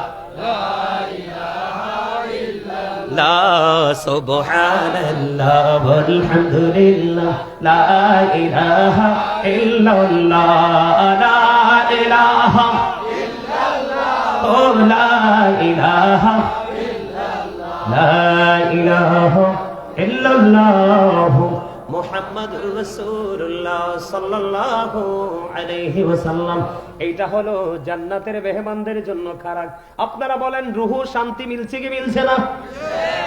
এই যত আমল করবেন রূহের শান্তি মিলবে, এটাই হলো রূহের খাবার। বন্ধু বলতেছিলাম রে, ইমাম হুসাইন এমন একটা নাম, ইমাম হাসান রাদিয়াল্লাহু তাআলা আনহু এত বড় প্রেমী যার কথা বলে বন্ধু শেষ করা যায় না। একদিন এক গ্রাম্য লোক, আমি আগে তাদের মর্যাদাটা, তাদেরকে আল্লাহ কত ভালোবাসে শুধু এই জায়গাটা কয়েকটা এক্সাম্পল দিই বন্ধু, তারপরে আমি কারবালার মর্মান্তিক অধ্যায় ঢুকবো। ইমাম হাসান হুসাইন এই দুই ভাইকে আল্লাহ কত বেশি ভালোবাসে দেখেন। একদিনে গ্রাম্য লোক, আপনার আমাদের মাঝে এমন মানুষ অনেক আছে না, নতুন গাছে ফল ধরলে আমরা মসজিদের হুজুরকে আগে খাওয়াবো, কথা বলেন আছে না নাই? বিশেষ করে এগুলো আগে ছিল, এখন এগুলো নাই, কারণ আলেমরাও নিজের জায়গায় নাই। আলেমরা যদি নিজের জায়গায় থাকতো তাহলে কোনোভাবে তাদের সম্মান ইজ্জত ক্ষুণ্ণ হতো না, কারণ তাদেরকে মর্যাদার মালিক বানাইছে কে? আল্লাহ। কথা বলেন না কেন? আমি প্রায় সময় আমার লেখা একটা প্রবাদ বলবো নি, আমার লেখা একটা প্রবাদ বাক্য বন্ধু, আমি কিন্তু একজন রাইটার। আমি প্রায় ওয়াজে বলি মানুষকে বোঝানোর জন্য, কি লাভ হবে আমি অন্যজনকে দোষে, সব পেয়েছি আমি আমার আপন কর্ম দোষে। দোষ দিয়ে কাউকে লাভ হবে না। ইমাম হাসান হুসাইন দুই ভাইকে আমার আল্লাহ কত বেশি ভালোবাসে বন্ধু। ওই তৎকালীন সময়ে এক গ্রাম্য লোক, গ্রামের মানুষ আর কি, তিনি মনে মনে নিয়ত করলেন আমি একটা হরিণের বাচ্চা নবীজির দরবারে উপহার দিব। গ্রাম্য লোকটা কি করলেন, এখন হরিণ তো ধরতে হবে, একটা হরিণ, বড় না ছোট্ট একটা হরিণের বাচ্চা ধরলেন। হরিণ কিন্তু দেখতে খুবই মিষ্টি, সরাসরি দেখছেন না আপনারা? খুবই মিষ্টি, খুবই সুন্দর বন্ধু, দেখলে চক্ষু শীতল হয়। হরিণের একটা বাচ্চা ধরে আপনার আমার পানি নবীর দরবারে এনে দিয়ে দিলেন। রাসূলের কলিজার টুকরা একজনকে হরিণের বাচ্চাটা দিয়ে দিলেন। আরেকজন এসে দেখে বললেন, নানা নানা গো, ভাইয়াকে তুমি হরিণের বাচ্চা দিয়েছো, আমারও একটা হরিণের বাচ্চা লাগবে। কিন্তু নবীজির দরবারে এসেছে তো একটা, কয়টা? হরিণের বাচ্চা এসেছে মাত্র একটা রে, কিন্তু নবীজির কলিজার টুকরা কয়টা? ইমাম হুসাইন একটা ডাক দিয়ে বললেন, দাদা গো, ভাইয়াকে তুমি হরিণ দিয়েছো খুবই সুন্দর, আমারও ঠিক সেই রকম একটা হরিণ লাগবে। বন্ধুরি আমার, ইমাম হুসাইন আপনার আমার প্রাণের নবীর কাছে এই হরিণীর বাচ্চাটা চাইতে দেরি রে। এবার বন্ধু নজর দিয়ে নবীজির সামনের দিকে চাইয়া দেখলো একটা বড় হরিণী আর একটা ছোট্ট বাচ্চা আমার নবীজির দরবারের দিকে দৌড়ে দৌড়ে আসছে। দৌড়ে চলে আসলো হরিণী। হরিণী আসার পরে আমার নবীজির সামনে আসলো। আল্লাহর কুদরত থেকে বন্ধু হরিণীর জবানটা খুলে গেল। হরিণী নবীজির সাথে কথা বলা শুরু করলেন, ইয়া রাসূলুল্লাহ, নবী গো, আপনি হলেন আল্লাহর প্রিয় হাবিব। হাবিবুল্লাহ নবী গো, আপনার কলিজার টুকরা হাসানকে যে হরিণের বাচ্চাটা ওই গ্রাম্য লোকটা ধরে এনে দিয়েছে, ইয়া রাসূলুল্লাহ, ওই বাচ্চাটার মা হইলাম আমি। আর আমি মা হয়ে আমার বাচ্চাই নবী গো দুইটা, আমার বাচ্চাই হলো মাত্র দুইটা, একটা গ্রাম্য লোক ধরে এনে আপনাকে দিয়ে দিয়েছে। ইয়া রাসূলুল্লাহ, আমি মা হয়ে আমার আরেকটা বাচ্চা আপনার কলিজার টুকরা হোসেনকে দিয়ে গেলাম। জোরে জোরে বলুন না সুবহানাল্লাহ, আর জোরে বলুন সুবহানাল্লাহ। বন্ধু ইমাম হুসাইন প্রতি আল্লাহ রাব্বুল আলামিন এত সন্তুষ্ট, এত খুশি, তাদের মর্যাদাটা বেশি। বন্ধু ইমাম হাসান হুসাইনকে আমার আল্লাহ কত বেশি ভালোবাসেন, কাউকে কম কাউকে বেশি এমনটি নয়। প্রত্যেকটা জায়গা বন্ধু অবজারভেশন করে দেখলাম, প্রত্যেকটা জায়গা খুঁজে খুঁজে দেখলাম নবীর কলিজার টুকরা আহলে বাইতের অন্যতম সদস্য। বিশেষ করে আজকে আপনাদের এই প্রধান অতিথি দেখেন, আমার চাই একটা চুলো এখনো পাকে নাই। কথা কন না কেন? উনি আজকের এই প্রোগ্রামের চিফ গেস্ট। কথা বলেন না কেন? তার মানে তিনিও কি ইয়াং মেন, ঠিক কিনা বলেন? আরো জোরে বলেন। দেখেন মর্যাদা কথা, আমি ওনাকে খুশি করার জন্য বলছি না বন্ধু। এখন আমাদের দেশে রাগ করেন না কইলে, আমাদের দেশের নেতারা শরীর অনেক মোটা, তবে সবাই না। আসবে অহমিকা নিয়ে ঘন্টার পর ঘন্টা অহমিকা নিয়ে কথা বলবে, কিন্তু হুজুরদের আলোচনা শুনে না।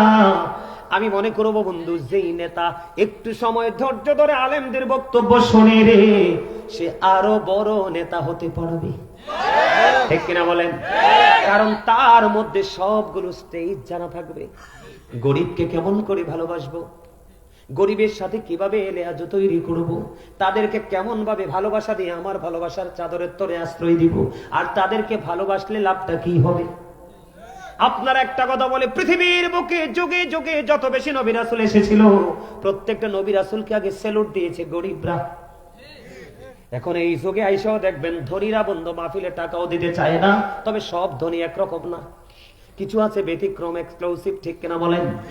আর মাহফিলে বসার ধৈর্য বড় লোকদের নাই।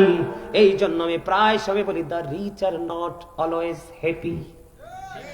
ধনীরা সব সময় সুখী নয়। আর গরিবদের দিকে যদি যায়, the for are born to suffer.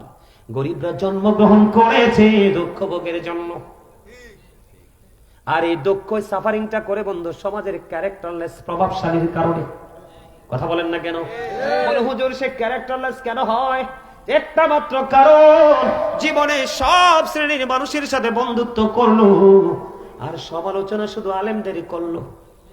আছে না নাই? আমি আগেই বলেছি সব তো একরকম নয়। আমার কাছে আজকে ভালো লাগলো বন্ধু, অনেক বেশি ভালো লাগছে। দুইজন অনারেবল পার্সন পাশে বসে বসে আলোচনা শুনছে। এই মেসেজ যখন জানবে, একটা বক্তব্য দিতে গেলে বন্ধু যুবকদেরকে এই বক্তব্য দিয়ে তিনি উৎসাহিত করতে পারবে। কথা বলেন না কেন? আরো জোরে বলেন। আপনি যদি মনে করেন যে এটা বললে মান সম্মান ক্ষুণ্ণ হবে, নও, এটাই হলো বাস্তবতা। আপনি লেকচারার হতে হলে আরেকজন লেকচারারকে ফলো করতে হবে। বন্ধুরে আমার, এই জন্য বলেছি আমরাও তো যুবক, ইমাম হাসান হুসাইন তো যুবক। আমার মা বলে এটা দিব, কিন্তু মা দিতে পারে না। ইমাম হাসান হুসাইনের মা মুখ দিয়ে যেটা বাইর করে, এটাই আল্লাহ বরাদ্দ দেয়। বন্ধুরি আমার দিকে তাকান। আমি আবারও বলছি, যুবক বন্ধুরা তোমরা ভালো করে শোনো, কারণ আমার তোমাদেরকে নিয়ে ভয়, আমি তোমাদেরকে নিয়ে আতঙ্কিত, আমি তোমাদেরকে নিয়ে শঙ্কিত। কারণ পৃথিবী নষ্ট হয়ে গেছে রে।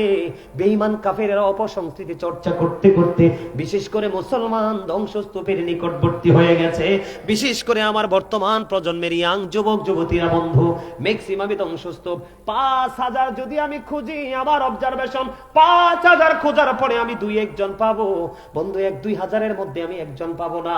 কারণ আমার এলাকায় বন্ধু আমি দেখিয়েছি যে এতগুলো যুবকের মধ্যে একটা যুবকের মধ্যে ওই রকম তাকওয়া নাই। তাহলে আপনি বলেন পরবর্তী প্রজন্মের কি অবস্থা হবে? আমি আর একটা কথা বলি বন্ধু, এই যে আমার এই চাচারা যারা আছে, বাবার বয়সী যারা আছেন, আপনারা দর্শক সারিতে যারা আছেন, আমার কাছে মনে হয় আপনারা যদি পৃথিবী ছেড়ে চলে যান, কারণ আপনারা চলে যাওয়ার পরে পৃথিবীটার বেশি দিন টিকিয়ে রাখা সম্ভব হবে না। এখনো বড় হয়ে গেছে, লাঠি ভর দিয়ে মসজিদে যায়, এখনো বড় হয়ে গেছে, হাঁটতে হাঁটতে মাহফিলে চলে আসে। আর যুবকরা স্ট্রং বন্ধু আসে না, একেবারেই তারা জান্নাতের বাগান থেকে বিচ্ছিন্ন হয়ে গেছে। এটা কখনোই আমাদের জন্য কোনো ধরনের ভালো সুফল বয়ে আনবে না। তবে এর মধ্যে এই প্রতিকূল অবস্থার মধ্যে যে যুবকগুলো প্রেমের ডুরি লাগাইয়া ও বন্ধু জীবনটাকে, আমি এই যে একটা ছেলে দেখেন আমার পাশে বসা ছিল, আমার জীবনে আমার পায়ে কাউকে আমি টাচ করতে দেই নাই। কত মানুষ আছে মুসাফা করতে বন্ধু, ইয়াং ম্যানরা আসে যে হুজুর আপনাকে একটু মেসেজ করে দেই, আমি কখনোই বন্ধু এটা করতে দেই নাই, কিন্তু আজকের এই ছেলেটা একটুখানি, আমি তো অনেক দূর থেকে জার্নি করে আসছি, একটুখানি মেসেজ করে দিয়েছে বন্ধু। আইসা বলতেছে হুজুর আমার মা আপনার এত ভক্ত, আমি এত আলোচনা শুনি, আমাকে আপনি কিছু উপদেশ দিয়ে যাবেন, যে উপদেশটা আমার জীবনের গতিটাকে, ধারাটাকে পরিবর্তন করে দিবে। আপনি বলেন একটা যুবক যদি এমন করে বলতে পারেন, তাহলে বন্ধু এই যুবকটা কিন্তু এই বর্তমান প্রজন্মে একটু অসাধারণ। কথা বলেন না কেন? আমি আজকে বলি যুবক তোমরা একটুখানি শোনো, এই আলোচনায় আমি আবার ঢুকবো, একটা পয়েন্ট যেহেতু এসছি আমি বলি, এই যে যুবকরা বর্তমানে তোমরা যারা জিন্স প্যান্ট পরো, কি পরো? এটা বললে তোমরা রাগ হইও না। জিন্স প্যান্টটা যে তোমরা পরো, কোরআন এবং হাদিস তার এটা মুসলমানের জন্য টোটাল অবৈধ। বিস্তারিত আলোচনা শুনতে হলে অনলাইন থেকে আমার এই আলোচনাটা করা আছে, আপনারা শুনে নিবেন। যুবকরা তোমরা ভাই শুনে নিবা। তবে এই কথাটা বললাম কেন, আমি কুমিল্লা সিটির মধ্যে, মানে কুমিল্লা সিটিতে নিউ মার্কেটের সামনে আমি লাইব্রেরিতে আমার একটা পছন্দের বই খুঁজতেছি একজন রাইটারের, এটা একটু দেখবো। খুঁজতে খুঁজতে আসার পরে লাইব্রেরি যিনি পরিচালনা করছেন ওনার সাথে আমার কথা হলো অনেকগুলো। বলতে বলতে একটা পর্যায়ে আমি বললাম এই জিন্স প্যান্টটাকে নিয়ে আমি আলোচনা করলাম। একেবারে স্লিম একটা ছেলে দূর থেকে দাঁড়িয়ে দাঁড়িয়ে আমার কথাগুলো শুনলো। কথা যখন বক্তব্য শেষ হয়ে গেল, আমরা দুজন ফ্রি হয়ে গেলাম। ছেলেটা আমার কাছে ধীরে ধীরে হেঁটে হেঁটে আসলো। আসার পরে বলল হুজুর আমার একটা দরখাস্ত আপনার কাছে, আমাকে ভালো করে উত্তর দিবেন। আমি কই বলো। হুজুর আমি এই জীবনে, আমি কিন্তু একটা মানে ইন্টারমিডিয়েটে পড়ি, আমার অনেক জিন্স প্যান্ট, আমি জিন্স প্যান্ট ছাড়া কোনোদিন অন্য কোনো প্যান্ট পরিনি হুজুর। আপনার বক্তব্য আমি দূর থেকে দাঁড়িয়ে দাঁড়িয়ে শুনলাম। আপনি বলে দেন আজকে থেকে যদি আমি প্যান্টগুলো সবগুলো ফুরিয়ে ফেলি, আমার এতদিনের অপরাধ আল্লাহ ক্ষমা করবে কিনা? আমি বললাম আল্লাহ চায় বান্দার মধ্যে তাকওয়া আসুক। আমি বললাম তুমি আজকে থেকে যদি এই পোশাকটাকে চেঞ্জ করতে পারো, অবশ্যই তোমার অতীতের গুণ আল্লাহ মাফ করে দিবে। কারণ আল্লাহ কথা দিয়েছে আল্লাযীনা আমানু, যারা ঈমান এনেছে, ওয়া কানু ইয়াত্তাকুন, এবং তাকওয়া অবলম্বন করেছে, মানে অন্তরে ভয় সঞ্চয় করেছে। আল্লাহ বলেছেন লাহুমুল বুশরা, তাদের জন্য সুসংবাদ, ফিল হায়াতিদ দুনিয়া, দুনিয়ার জীবনে, অফিল আখিরা, এবং পরকালের জীবনে। জোরে জোরে সুবহানাল্লাহ। তবে এইটুকু বলবো, পোশাক নিয়ে আলোচনা আমার মিশন না। ইমাম হুসাইনের কাছে যেহেতু ওনারা ইয়াং মেনদের কি হবে, লিডার হবে। এই যে যুবক বন্ধু আমার দিকে তাকাও, আল্লাহ, আমি আগেই বলেছি মানুষকে আল্লাহ সুন্দর করে বানাইছে। আল্লাহ কয় মানুষ রে, তোমাদেরকে সুন্দর রাখার জন্য আমি পোশাকও দিয়েছি। 3 শ্রেণীর পোশাক দিয়েছে বন্ধু। কয় শ্রেণীর? তিন ধরনের। একটা হলো লজ্জাস্থান ঢাকার পোশাক, আরেকটা হলো সাজের পোশাক, আরেকটা হলো তাকওয়ার পোশাক। আল্লাহ কোরআনে বলেছেন লিবাসুত তাকওয়া যালিকা খায়র, আল্লাহর কাছে সবচেয়ে উত্তম পোশাক হলো তাকওয়ার পোশাক। নারীর যেমন ফরজ আছে, পুরুষেরও তেমনি ফরজ আছে। এই যে উপর দিয়ে নাভি বরাবর পুরুষের ফরজ পোশাক, পর্দার সিস্টেম, উপর দিয়ে নাভি বরাবর অথবা নাভির উপরে নিচের দিক দিয়ে থাকবে টাকনোর উপরে। এই কন্ডিশনে পোশাক পরা একটা মুসলমানের যে পুরুষের জন্য ফরজ। এটার বাইরে গেলে বন্ধু বুখারী শরীফে আসছে জাহান্নামে চলে যেতে হবে। শুধুমাত্র এই প্যান্ট বা লুঙ্গি বা পায়জামা বা ট্রাউজার এটা পরার কারণে, শরীয়তের সীমানাকে ওভারটেক করার কারণে। সবচেয়ে বড় বিষয় হলো, সবচেয়ে বড় লজ্জাজনক বিষয় হলো, যেই ছেলেটা জিন্স প্যান্ট পরে নামাজ পড়ে, গেঞ্জি অথবা শার্ট লাগাইছে উপরে, আমি নিজে দেখছি রুকুতে গেলে পিছন দিক দিয়ে লজ্জাস্থান দেখা যায়। আল্লাহ কয় আমি পোশাক দিছি লজ্জাস্থান ঢাকার জন্য। তুমি তো পোশাক পরার পর তোমার লজ্জাস্থান ওপেনিং হয়ে গেল। তুমি কখনোই পর্দা করা পুরুষ নয়, তুমি উলঙ্গ পুরুষ।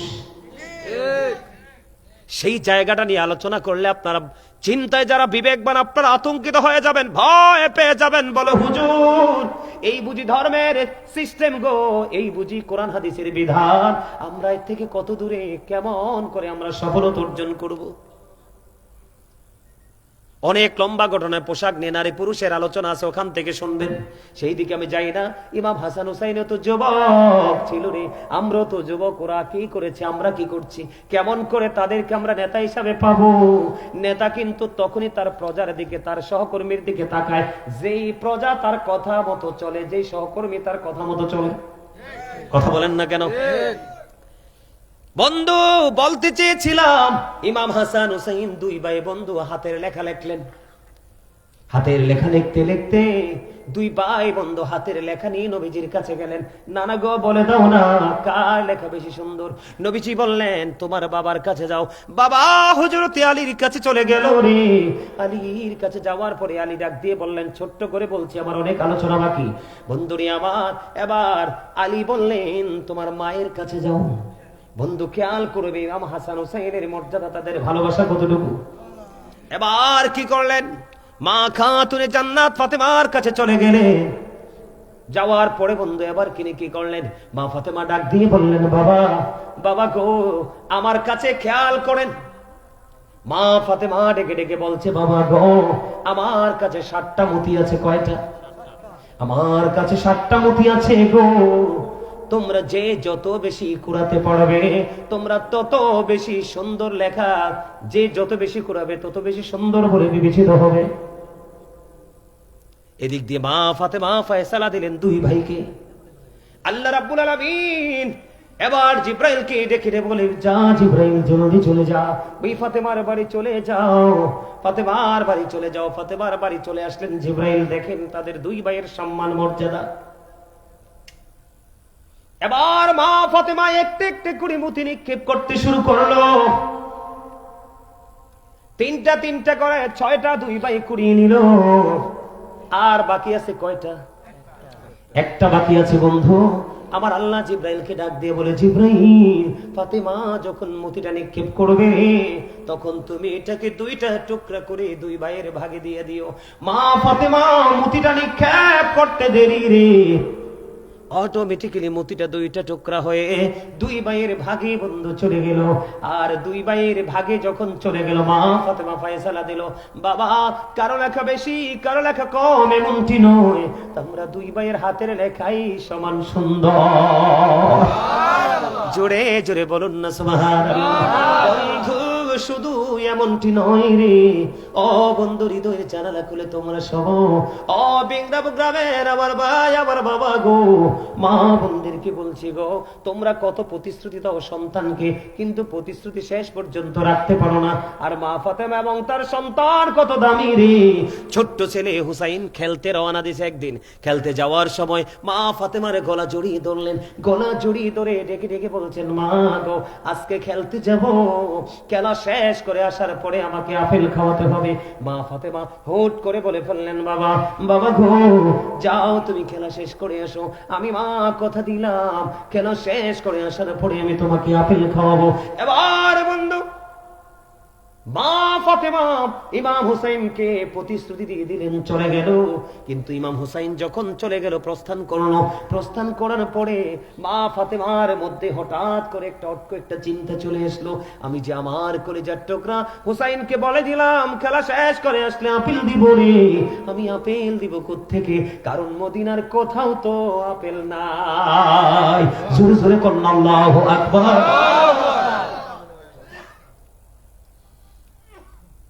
মা ফাতেমা আপনারা মদিনায় গিয়েছেন কিনা জানি না,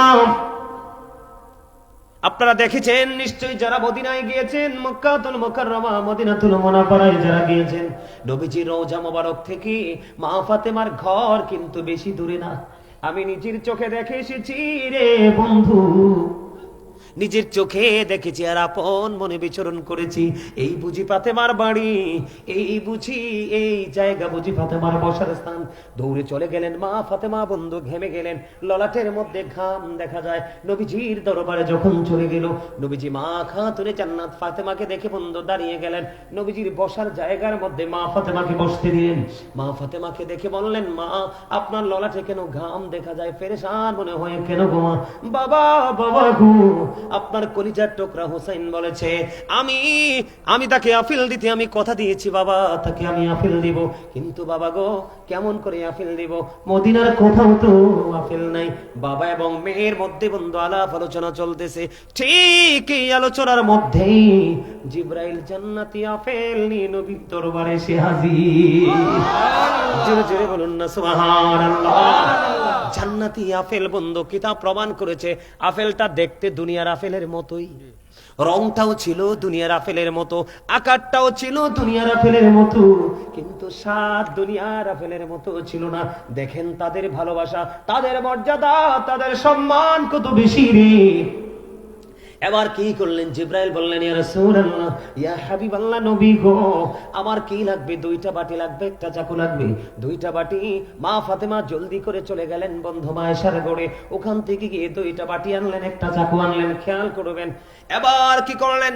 জিব্রাইল একটা আপেলকে অর্ধেক করলেন, অর্ধেক করে প্রাণীর নবীর হাত মোবারক অর্ধেকটা দিয়েছেন, ইয়া রাসূলুল্লাহ, এটা সবাই মিলে ভক্ষণ করবে। আর অর্ধেকটা আপেল একটা বাটির মধ্যে রাখিয়া আর একটা বাটি দিয়ে বন্ধু ঢাকনা দিয়ে চলে গেলেন জিব্রাইল নবীজির কাছে। কানে কানে প্রেমময় বক্তব্য দিয়ে জিব্রাইল চলে গেলেন। ইমাম হুসাইন চলে আসলো, মা ফাতেমা তার ঘরে চলে গেল।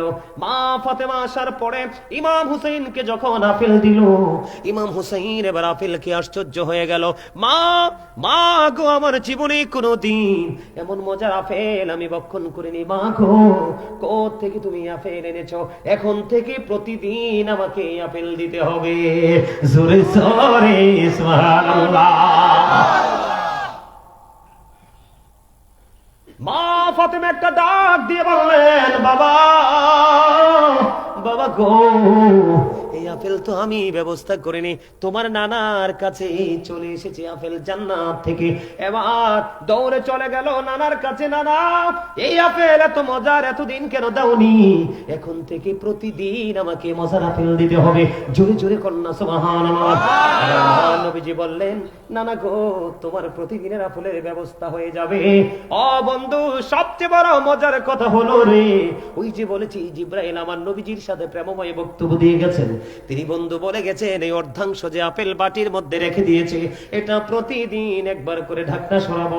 আজকের দিনে সবাই আপেল খাইলো, দিন চলে গেল বন্ধু, রাত্র ফুরিয়ে গেল।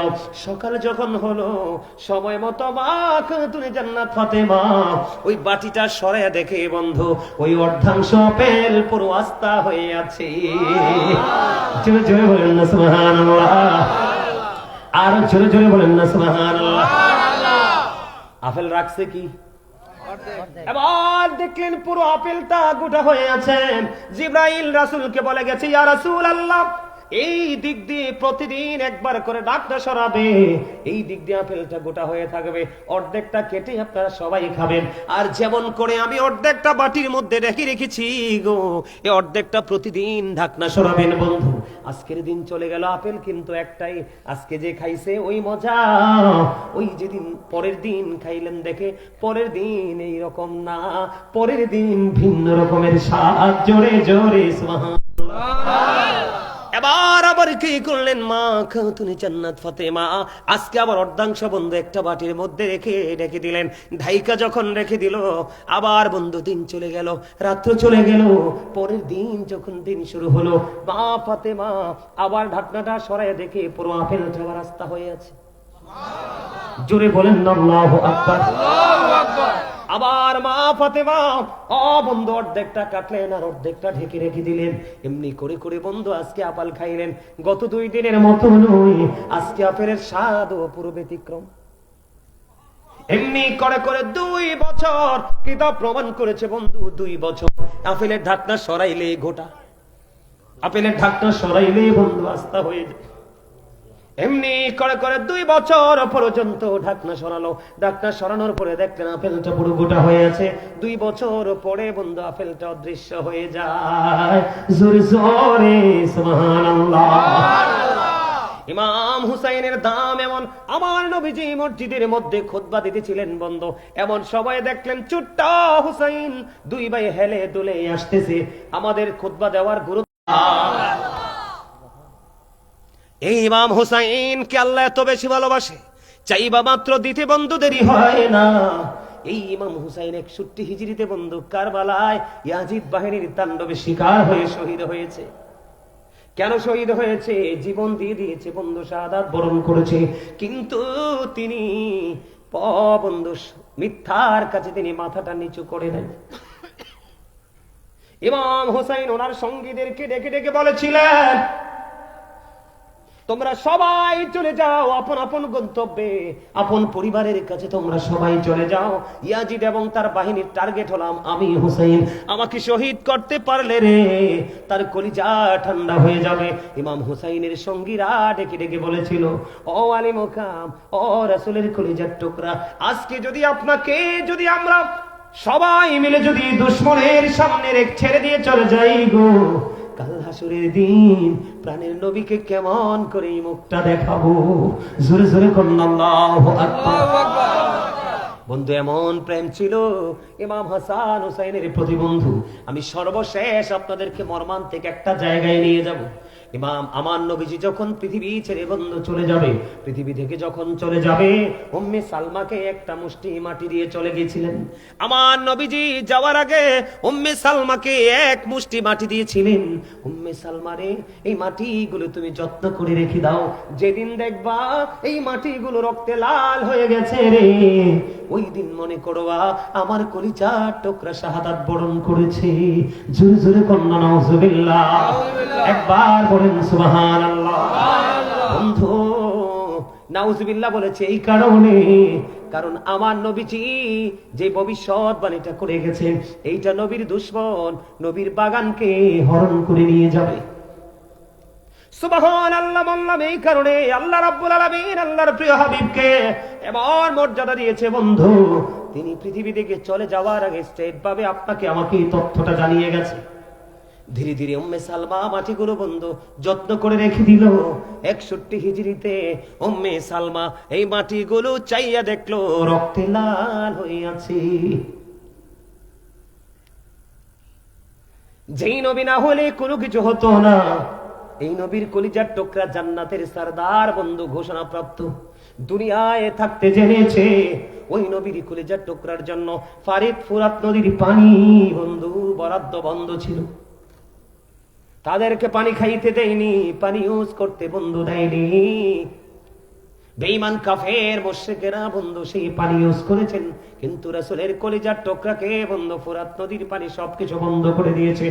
এরপরেও নবীজির কলিজার টুকরা মিথ্যার কাছে বন্ধু মাথা নত করে নাই। আপনাদের মধ্যে প্রশ্ন আসতে পারে, বলে হুজুর কেন গো ইমাম হুসাইন শাহাদাত বরণ করলেন, কেন তিনি যুদ্ধ করলেন?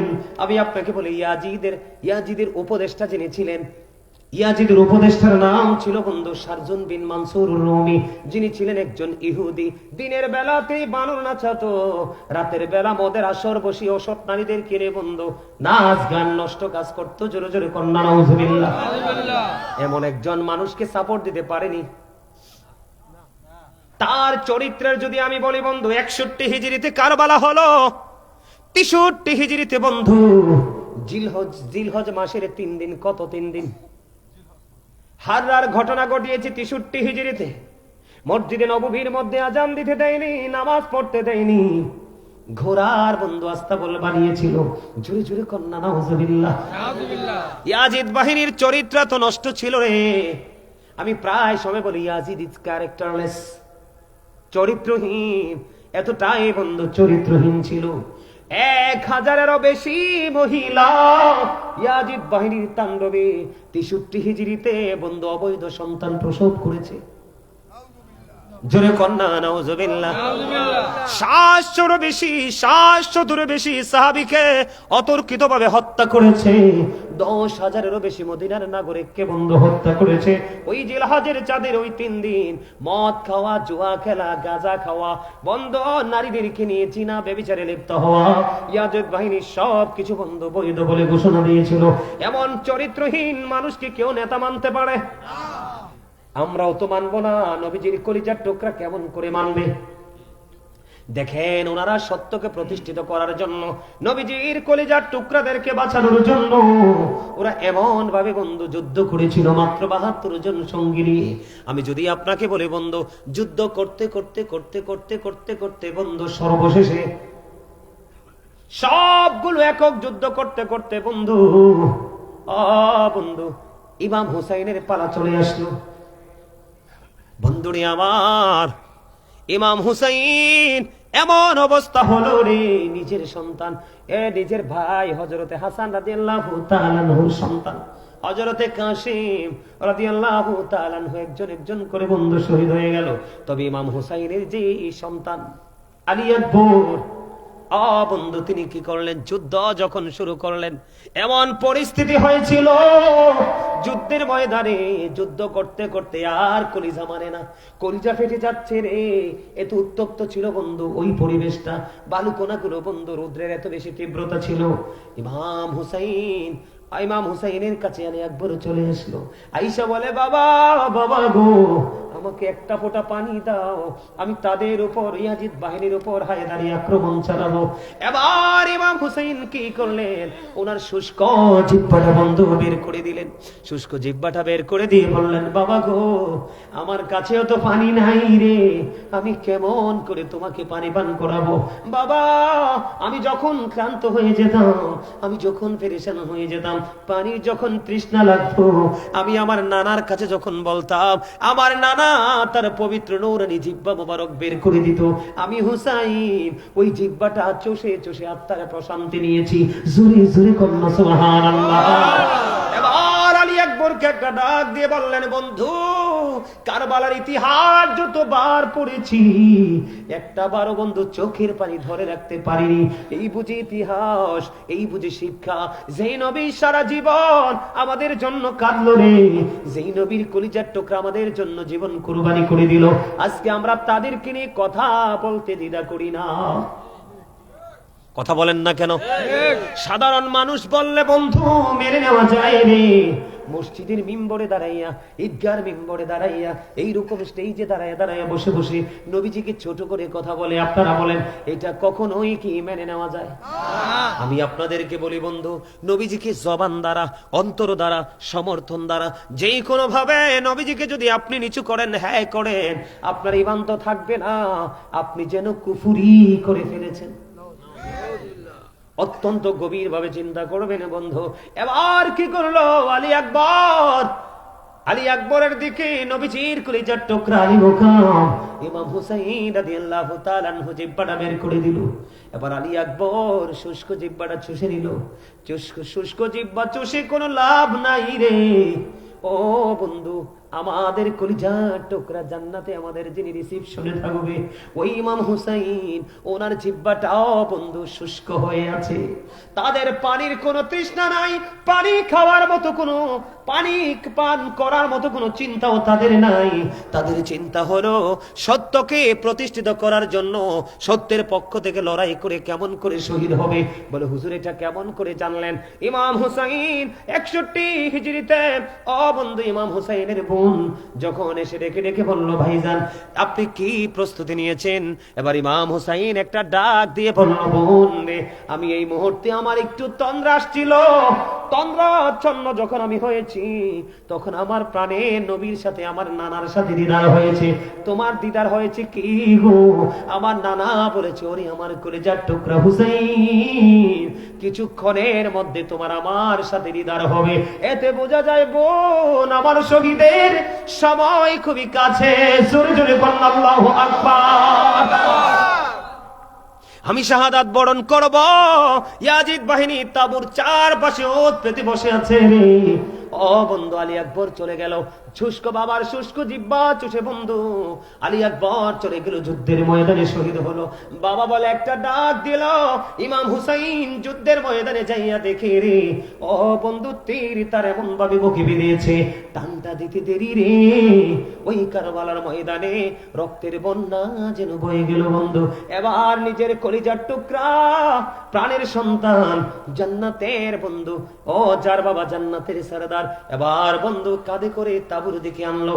ইমাম হুসাইন যখন আলী আকবরের কাছে যাচ্ছিলেন, তখনও নাকি একটা চুল দাঁড়িয়ে বন্ধু পাকনা ছিল না, কিন্তু আলী আকবরের ওই পবিত্র দেহ, নিতুর দেহ যখন কাঁধে নিল রে, উনি নিয়ে তাবুর দিকে আসতেছে। ওই ইমাম হুসাইনের বোন দেখে দেখে বলছে, আমি চাইয়া দেখি রে, আমার বোনের ভাইয়ের চুল দাঁড়িয়ে গুলো পাইকা সাদা হয়ে গেছে। জোরে জোরে আল্লাহু আকবার। এবার হযরতে হাসান রাদিয়াল্লাহু তাআলা আনহুর কলিজার টুকরা কাসেম রাদিয়াল্লাহু তাআলা আনহু বলল, চাচা চাচা গো, অনুমতি দাও গো, ওই সত্যের পথে সৈনিক হয়ে শাহাদাত বরণ করব, অনুমতি দাও। ইমাম হুসাইন বললেন, আমার ভাই পৃথিবী থেকে চলে গেছে রে, আমি কেমন করে অনুমতি দেই?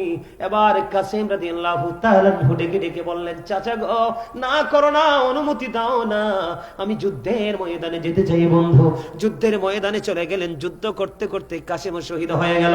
জোরে জোরে কন্যা ইন্না লিল্লাহি ওয়া ইন্না ইলাইহি রাজিউন। এবার বন্ধু ভাতিজার কাছে চলে গেল, যাইয়া ডেকে ডেকে বলতেছে, বাবা গো, তোমাকে সাহায্য করতে পারলাম না, কারণ আমি দুর্বল হয়ে পড়েছি। এবার কাসেম রাদিয়াল্লাহু তাআলা আনহুর এই পবিত্র দেহ তাবুর সামনে নিয়ে আসলো বন্ধু।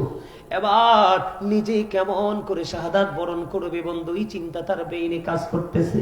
বন্ধুরে আমার, ইয়াজিদ বাহিনীও এককভাবে তাকে আক্রমণ চালাবার মতো কোনো ধরনের কোনো কি নাই, কোন ধরনের কোন সাহসিকতা তারা দেখাচ্ছে না যে কেমন করে তাকে হত্যা করব, কেমন করে তাকে শহীদ করব। ও বন্ধু, তারপরে দেখতে দেখতে ইমাম হুসাইন যুদ্ধের ময়দানে চলে গেলেন। এর মধ্যে ছোট্ট ছেলে আলী আসগর শহীদ হয়ে গেছে। জোরে জোরে কন্যা নাউজুবিল্লাহ, ইন্না লিল্লাহি ওয়া ইন্না ইলাইহি রাজিউন।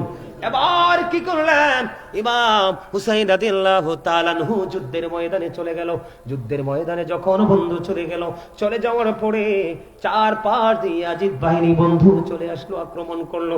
সীমার ওনার বুকের উপর চেপে বসলো, ডাক দিয়ে বলল, এখন কি নামাজের সময়? কয় হয়, এখন নামাজের সময়।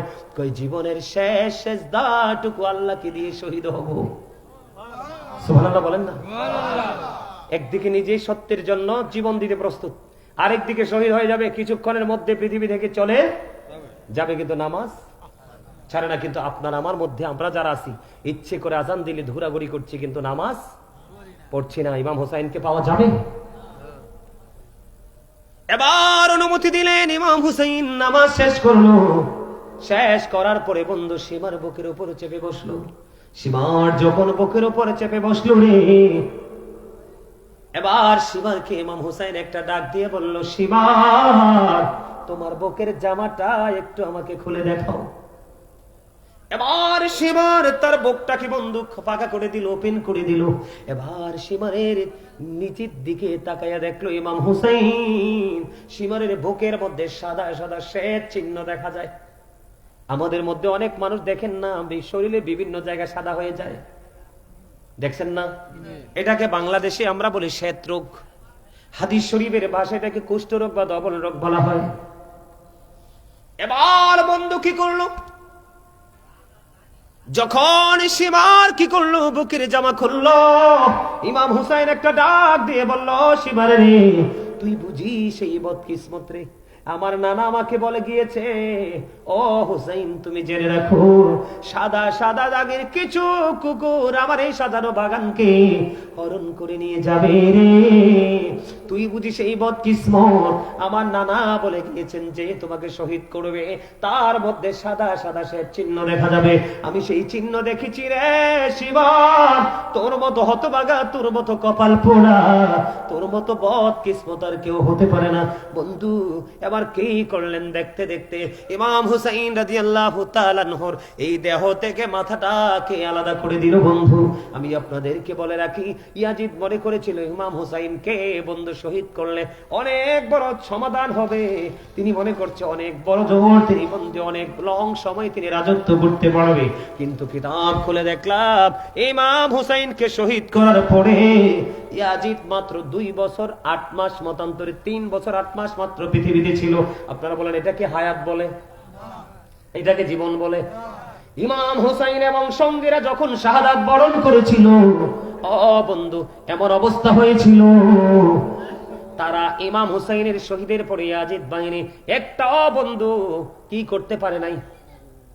একটা মুহূর্ত, আমি শেষ করে দিচ্ছি, একটা মুহূর্ত বন্ধু শান্তিতে থাকতে পারে নাই। আমার দিকে তাকান, একটা এক্সাম্পল দিব কি দিব না? নেওয়ার দরকার আসেনি? আজকে আমাদের দেশে অনেক বড় নিজেকে পীর, বড় আলেম দাবি করে, কিন্তু ইয়াজিদের পক্ষে কথা কয়। ইয়াজিদের প্রশংসা করে আছে না নাই? এদের সীমানায় যাবেন না বন্ধু। নবীজি বলেছে, উম্মত তোমরা সাবধান থেকো, কিয়ামতের আগে পৃথিবীতে সবচেয়ে একটা মুচির চাইতে, একটা কামার চাইতে, একটা তাঁতি, একটা জেলের চাইতেও নিকৃষ্ট হবে কিয়ামতের আগে একজন আলেম। এখনই কিন্তু সে আলেমের চেহারা আমরা দেখতে পাই, আপনারা দেখেন কিনা জানি না। নবীজি বলেছে সাবধান থাকবেন বন্ধু। যেই ইয়াজিদ বাহিনী থেকে যেই ব্যক্তিটা বন্ধু ওই ফুরাত নদীতে তাদেরকে যাওয়ার জন্য, পানি সংগ্রহ করার জন্য বন্ধু বাধা দিয়েছিল, সৈনিক হিসাবে ইয়াজিদ বাহিনীর সৈনিক হিসাবে বন্ধু প্রতিবন্ধকতা সৃষ্টি করেছিল। ইমাম হুসাইন যখন শহীদ হয়ে গেল, ইমাম হুসাইন শহীদ হওয়ার পরে বন্ধু তার এমন তৃষ্ণা লাগলো, এমন বেশি তৃষ্ণা লাগছে বন্ধুরে, তে শুধু পানি বক্ষণ করে, শুধু পানি পান করে, যতই পানি পান করে কিন্তু তার পানি তৃষ্ণা মিটে না, যতই পানি পান করে তার বন্ধু পানির তৃষ্ণা মিটে না। সর্বশেষে যতই পানি খায় পানির তৃষ্ণা মিটে না, যতই পানি খাচ্ছে তার পেটটা শুধু বড় হচ্ছে, যতই পানি খাচ্ছে তার পেটটা শুধু বড় হচ্ছে, কিন্তু বন্ধু পানির তৃষ্ণা মিটে না। জোরে জোরে কন্যা নাউজুবিল্লাহ। কি হয় না? পানির বন্ধু তৃষ্ণা মিটে না। সর্বশেষে ওই পাহারাদার বন্ধু জনসম্মুখে মানুষের সামনে পেট পুরো ব্রাস্ট, একটা ব্রাশ ফায়ার হয় যেমন, এরকম বন্ধু ব্রাশ হয়ে সে জনগণের সামনে ইন্তেকাল করেছে। জোরে জোরে কন্যা আলহামদুলিল্লাহ, আর জোরে বলেন আলহামদুলিল্লাহ। ইয়াজিদ বাহিনীর এক একটা রূপ বন্ধু হয়েছে, লম্বার আলোচনাটা বাড়াইবো না, তবে একটা কথা বলবো, ইমাম হুসাইন যেদিন শহীদ হয়েছিল বন্ধু, সিরিয়ার যেই কোনো পাথর সরাইলে তাজা রক্ত প্রবাহিত হতো।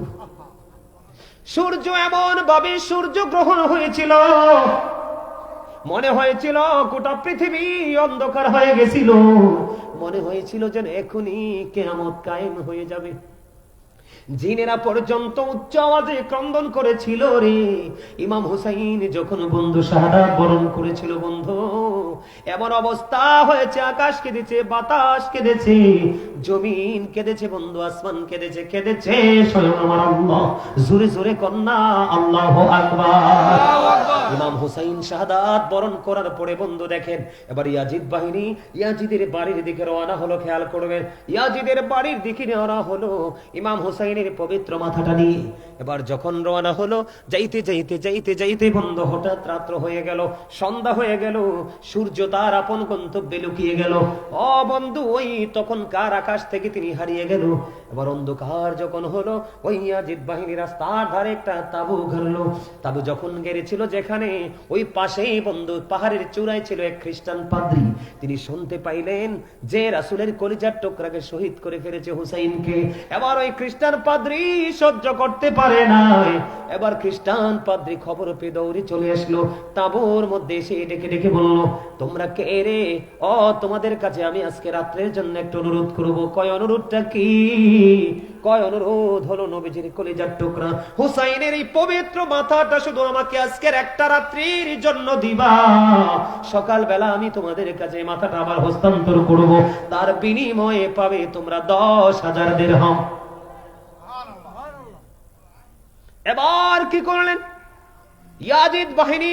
শুধু আপনাদেরকে বুঝাইতে চাই, ইমাম হুসাইন শহীদ হয়েছে বন্ধু সত্যকে কি করার জন্য? প্রতিষ্ঠিত করার জন্য। আর ইয়াজিদ বাহিনী একটার পর একটা অন্যায়, একটার পর একটা অপরাধ, একটার পর একটা জুলুম, তাও নবীজির কলিজার টুকরা নবীজির পরিবারের উপর করেছে, শুধুমাত্র পৃথিবীর লোভে পড়ে বন্ধু। কিন্তু তারা পৃথিবীতে বেশি দিন বিচরণ করতে পারে নাই।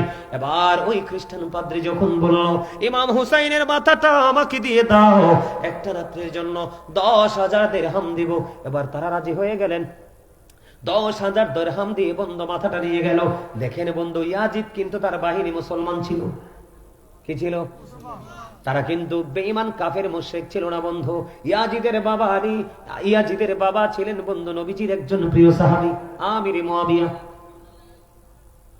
দেখেন একজন মুসলমান, এটাকে কেমন মুসলমান বলবো? ও বন্ধু, এটা হলো মুনাফিক মার্কা মুসলমান। কথা বলেন না কেন? বিরক্ত হইন না, আমি বুঝতেছি আপনাদের দেরি হয়ে যাচ্ছে, আমি শেষ করে দিচ্ছি। বন্ধু, মুনাফিক মার্কা মুসলমান। কিন্তু খ্রিস্টান দেখেন কি করতেছে, খ্রিস্টান বললো মাথাটা দাও, মাথাটা নিয়ে গেল বন্ধু। অত্যন্ত খ্রিস্টানরা কিন্তু অত্যন্ত চমৎকার ভাবে নিলেন, সবচেয়ে উত্তম সুগন্ধি লাগাইয়া সবচেয়ে উত্তম পানি দিয়ে ইমাম হুসাইনের মাথাটাকে সুন্দর করে ধুত করলো। ধুত করে সুগন্ধি লাগাইয়া ও বন্ধু উঁচু একটা জায়গার মধ্যে রেখে দিল রে।